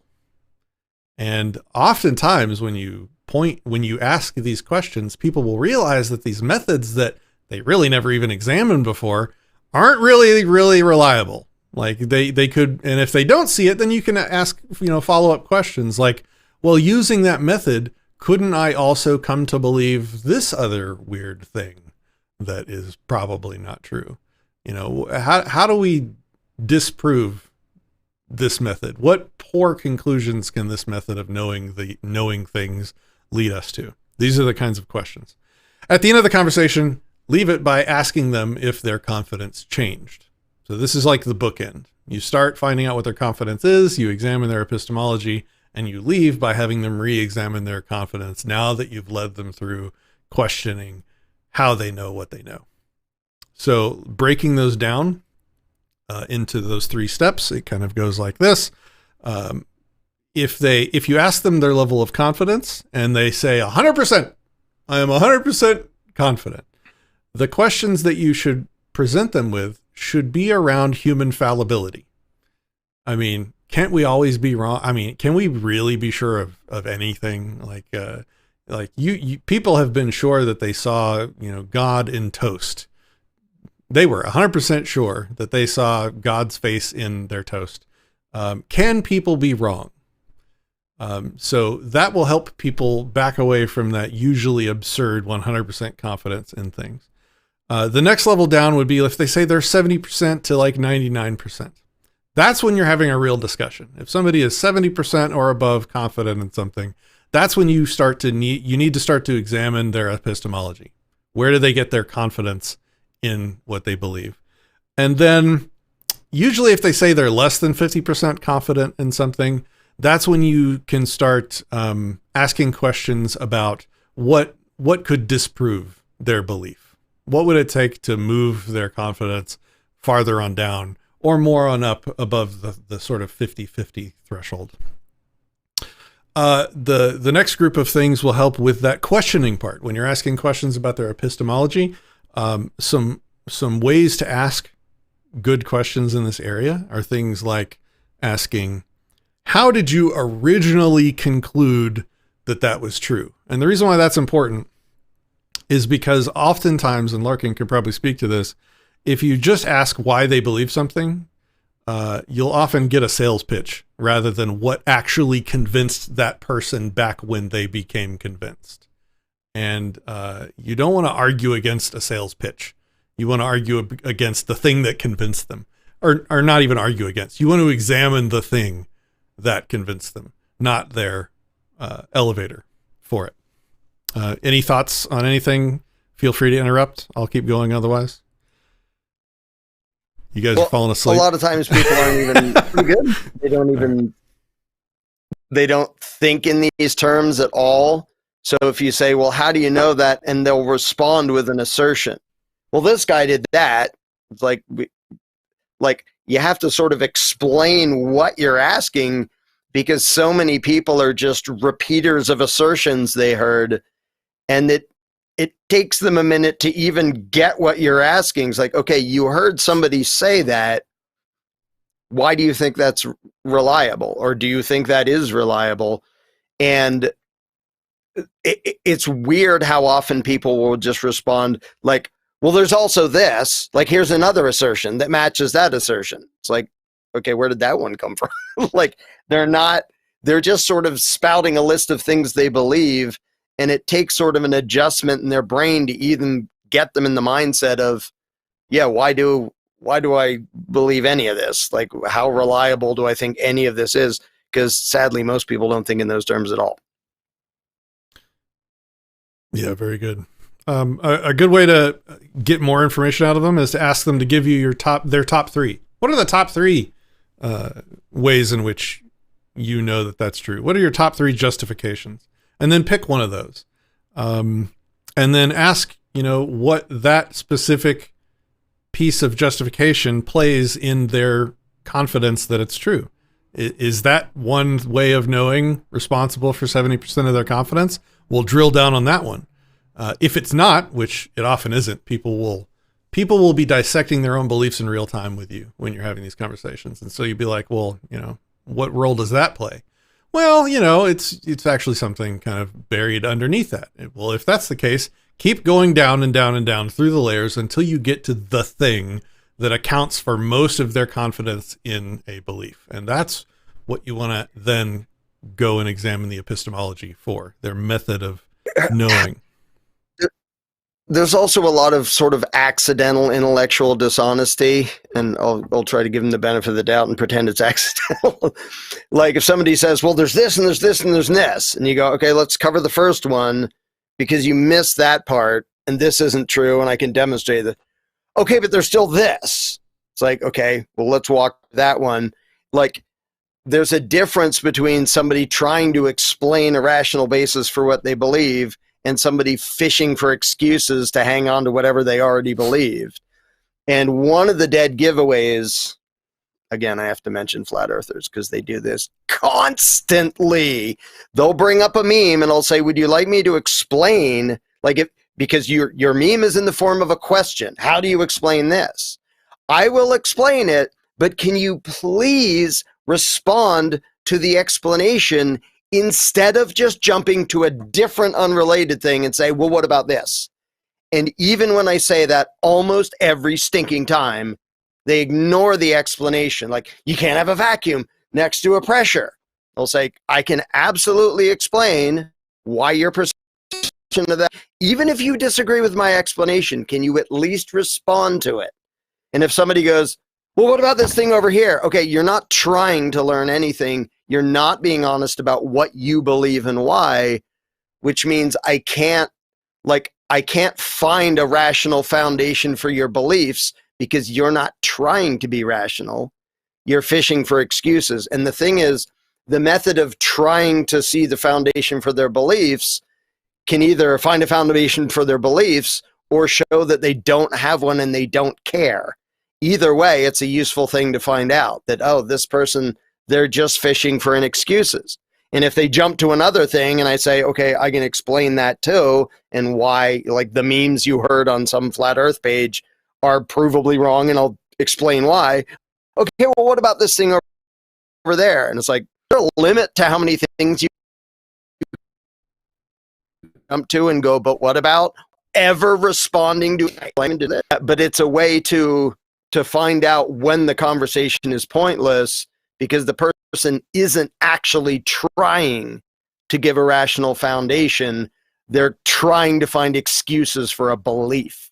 And that's a very different mindset. And it's logic and reason are just out the stinking window as soon as somebody demonstrates that they don't care what is true. They don't care if there's a rational foundation for what they believe. That reminds me of something that should have gone way earlier in the talk that I didn't even think to add, but I'm going to do it now. I'm going to do it retroactively. It's the one thing.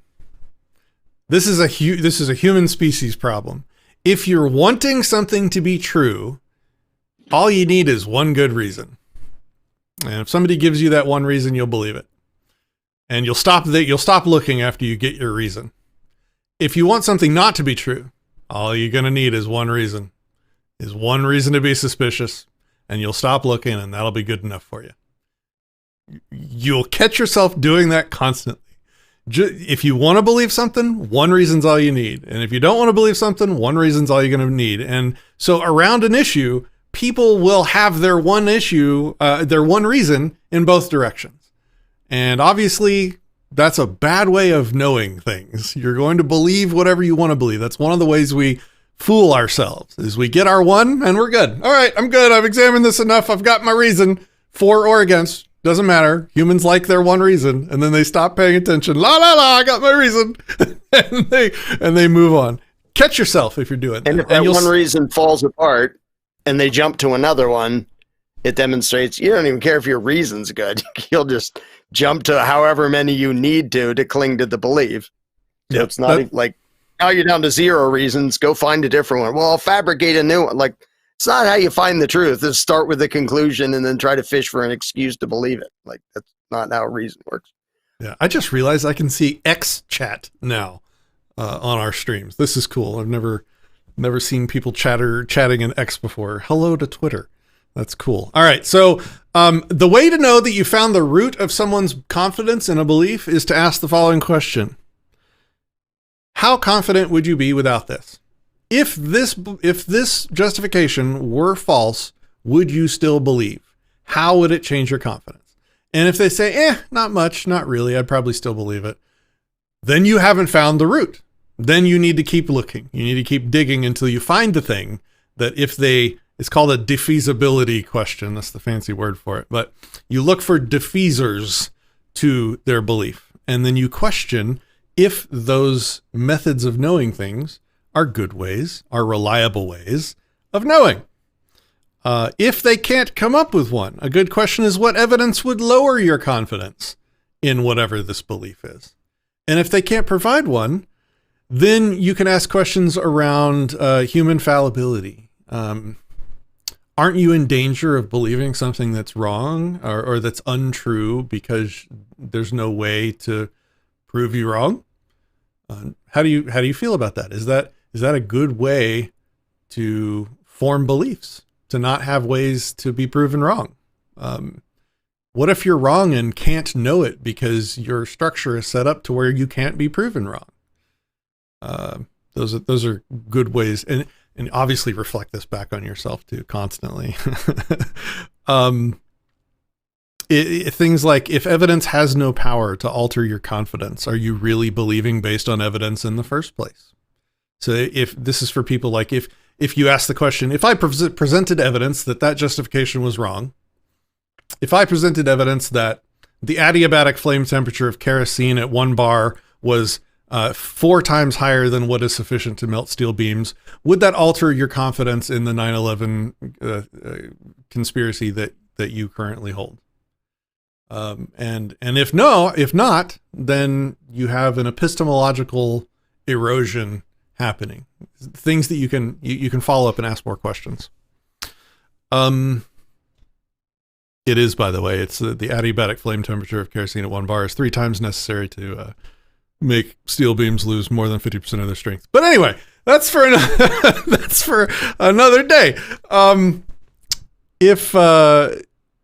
So I guess that's really the end of my notes. The last thing that you could use in a discussion with somebody is, if somebody could explain to you how it would work without XXXYZ, would that change your confidence level? These are the kinds of questions that help people examine their own beliefs. And that's really, those are the two things. I wanted to teach people the basics of standards of reason and evidence for the things that you believe, red flags for ways that you can self-delude and be deluded, be convinced of false things, and how to examine other people's beliefs when they give you the respect of their time in trying to convince you that you're wrong on something. And I would toss something else out. Okay. About picking conversation partners for this kind of thing. We're approaching 3 hours talking about a very geeky, nerdy, we're going deep on thinking, on critical thinking. And that is not of interest to everyone, just like photosynthesis is not of any interest to me. And somebody could go really deep on that and I just wouldn't care.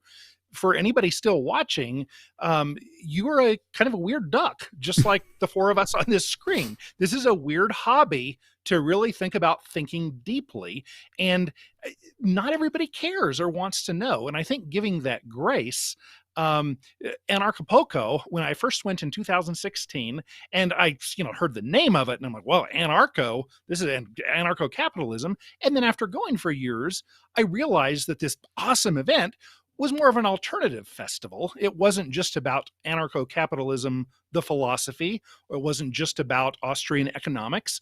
There were also crystal energy healers, and there were conspiracy conjecturists, and there were a lot of other areas of interest that it was just a very big tent. And I came to realize, okay, maybe 10% of the people who come are people who are interested in what I'm interested in. And maybe I'm interested in silly, stupid stuff. Maybe anarcho-capitalism, the philosophy, maybe the economics part, maybe that's just boring nothing sauce. But it is what I'm interested in. And if you're going to try to enter that arena and talk, then you need to stand up, you need to hold these standards. If you're not interested in that and you don't want to talk about it, I'm not going to force you. A dear, dear friend of mine makes his living as a minister. And could I maybe defeat him in an argument about whether or not God exists? Is he really going to have an open-minded conversation? Does he really care? No. Let's have some beer and chicken wings and talk about other stuff. So we are a very unique, different group, and not everybody who is in what we would call our circles are really in our circles. The circles are a Venn diagram, and we might have a tiny little 5% that we both go, hey, I don't like when other people tell me what to do and steal my money. But beyond that, we have very different interests, and you can be my fellow traveler and my friend, and I'm not going to call you, though, my partner in thought, or no, you're not really in my big circle or even my tight little circle. You can still be a dear friend, but you don't pack the gear to serve in my beloved thinking core. And that's okay. Like, we don't all have to be in the Venn diagram. In fact, one of the benefits to my life that Anarchapulco gave to me, and I talked a lot about this last year in live streams, was that it made me realize just how weird and different the human species is. And it kind of gave me an appreciation for how people can exist that think and experience reality so wildly differently than I do. And yet we can still lock arms and demand to be left the hell alone, and demand that consent and property be respected. I don't have to agree with you on anything else about anything else. But if we have that, then we're anarcho-capitalists. We are voluntarists. We can make the world a better place. And so my contribution is that, look, the things that I talked about in this stream and in this talk are what I consider to be the basics for all adults. If you are a grown person and you are this goes back to the thing I talked about at the very beginning of the talk, where you want to drive a car, sure, you should have the right to. You want to lead yourself? Sure, you have the right to. But you don't just go hop behind the wheel, turn the ignition on and hit the gas. You'll wreck immediately. You want to think? You want to lead yourself? You need to do the basics. You need to learn the basics so that you can do that safely and what's the word? Like, at a basic adult functional level is what I'm trying to say. Hey, we all, as adults, no matter what we believe about other things, we need to at least learn how to think at a level 1 proficiency. So that's what this talk was an attempt to do, was to say, hey, let's lower our confidence in everything that we think we believe. Let's back off on the 100% cocksure confidence on what we think is right and wrong. Let's have a little bit of humility. Let's learn what we need to learn to do the basics of adult thinking about the things that we interact with in the world. So this is my contribution to the Venn diagram. I hope it helps people. Christian, do you have anything you want to say before we wrap it up? No, this was extremely comprehensive. We covered, and the hilarious part is that there's probably 30 hours more of talking that could be done on all of this, and then that would be part 1. So part 1 of the preface forward. Yeah, exactly. That's before we even crack open a book, before even getting into the literature. Yeah, I mean, look, there's 2 ways to take this. And if you missed part of the beginning of this or whatever, and you're like, I'm not going to go back and listen to 3 hours of this, take it a bite at a time and just realize that like, the world's not going to explode if you don't start doing all of this stuff immediately. And no one here expects you to like watch this video and go, okay, I am like a master of using reason and finding proper evidence to support my claims. And I'm now a Giga Chad brain genius. I mean, I still mess up on these things all the time. I'm not going to speak for everybody else. Maybe they are perfect Giga brain geniuses, but you know, it's something that takes practice. This is a primer.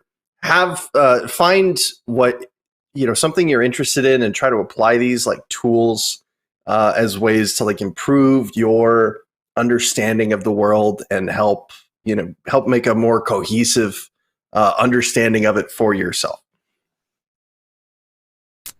Good stuff. And I will say, go ahead. Larkin, do you have any last words? Anything else you want to say before we wrap up? Yeah. Final thought is this for me.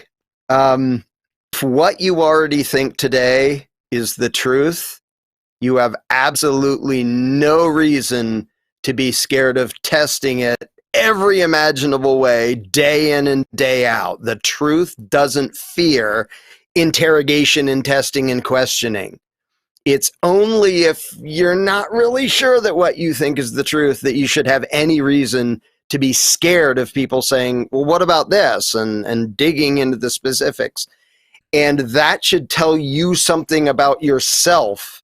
If you're scared to double check on what you believe now, it's because you aren't sure that it's the truth. And the way to find out is keep checking it. Amen. Very good. Examine your own beliefs 5 times as often as you examine other people's. Shepard, do you have anything you'd like to close with? Yeah, I have a question for Larkin. You mentioned candles in the dark several times. And what if there's somebody who's listening who's a critical thinker and a voluntarist, but they can't make it? I wish there was some way a person could learn about candles in the dark. Is there any way a person could learn about them if they can't make it to a live event? I'm so bad at self-promotion that somebody else has to like kick me in. And there it is on the screen. I didn't even have to answer. Oh, great. You're enabling my inability to self-promote by doing it for me, but I appreciate it. Look at that domain that just appeared. Oh. What are the odds? God did it. Anything else, Shepard? Thank you guys for helping me. I learned quite a few things. Thank you for that. Thank you. Awesome. Okay, so the last thing I'll say is that I'm willing, as my time allows, which is sometimes limited, but I'm willing to challenge whatever beliefs you have. I will extend you the respect as a viewer of Anarchast that I am willing to go through this process for you. I will challenge your beliefs. I don't care what it is. You might not know what I think about it, and hopefully you won't. If I do it right, you won't even know what my opinion is. I'm happy to challenge your beliefs for you. Join our Discord. That you'll find a link to join our Discord community right there, disenthrall.me/Discord. If you appreciate this type of content, which you will hopefully start seeing a lot more of, here's another URL. Become a supporter. I just had an audio interface, a $300 audio interface die a couple days ago. If you appreciate this and want to see more of it, consider becoming a supporter monthly, one time, whatever. Doesn't matter. Cryptocurrency, fiat, whatever you like. The links are there. All right. Hey, I did self-promotion. There we go. All right, guys. I feel vindicated after trying to put this talk together a year ago. So this is full circle for me. I will not be speaking at Anarchapulco this year. Larkin will. His talk is coming up in a couple weeks at the event, right? Yep, Ernie on the 12th. All right. Very good. Well, we'll leave it there, guys. Thanks for watching. I will now say the thing. I hope you guys enjoy this relaunch of Anarchast. We're going to do it. We're going to do it big. I hope you guys come along for the ride. It might be a little different than what you're used to, but it's going to be good for the world. It's going to be what we need. Let's do it together. Peace, love, and anarchy. I was really hoping you'd say you've been anarchasted. Oh.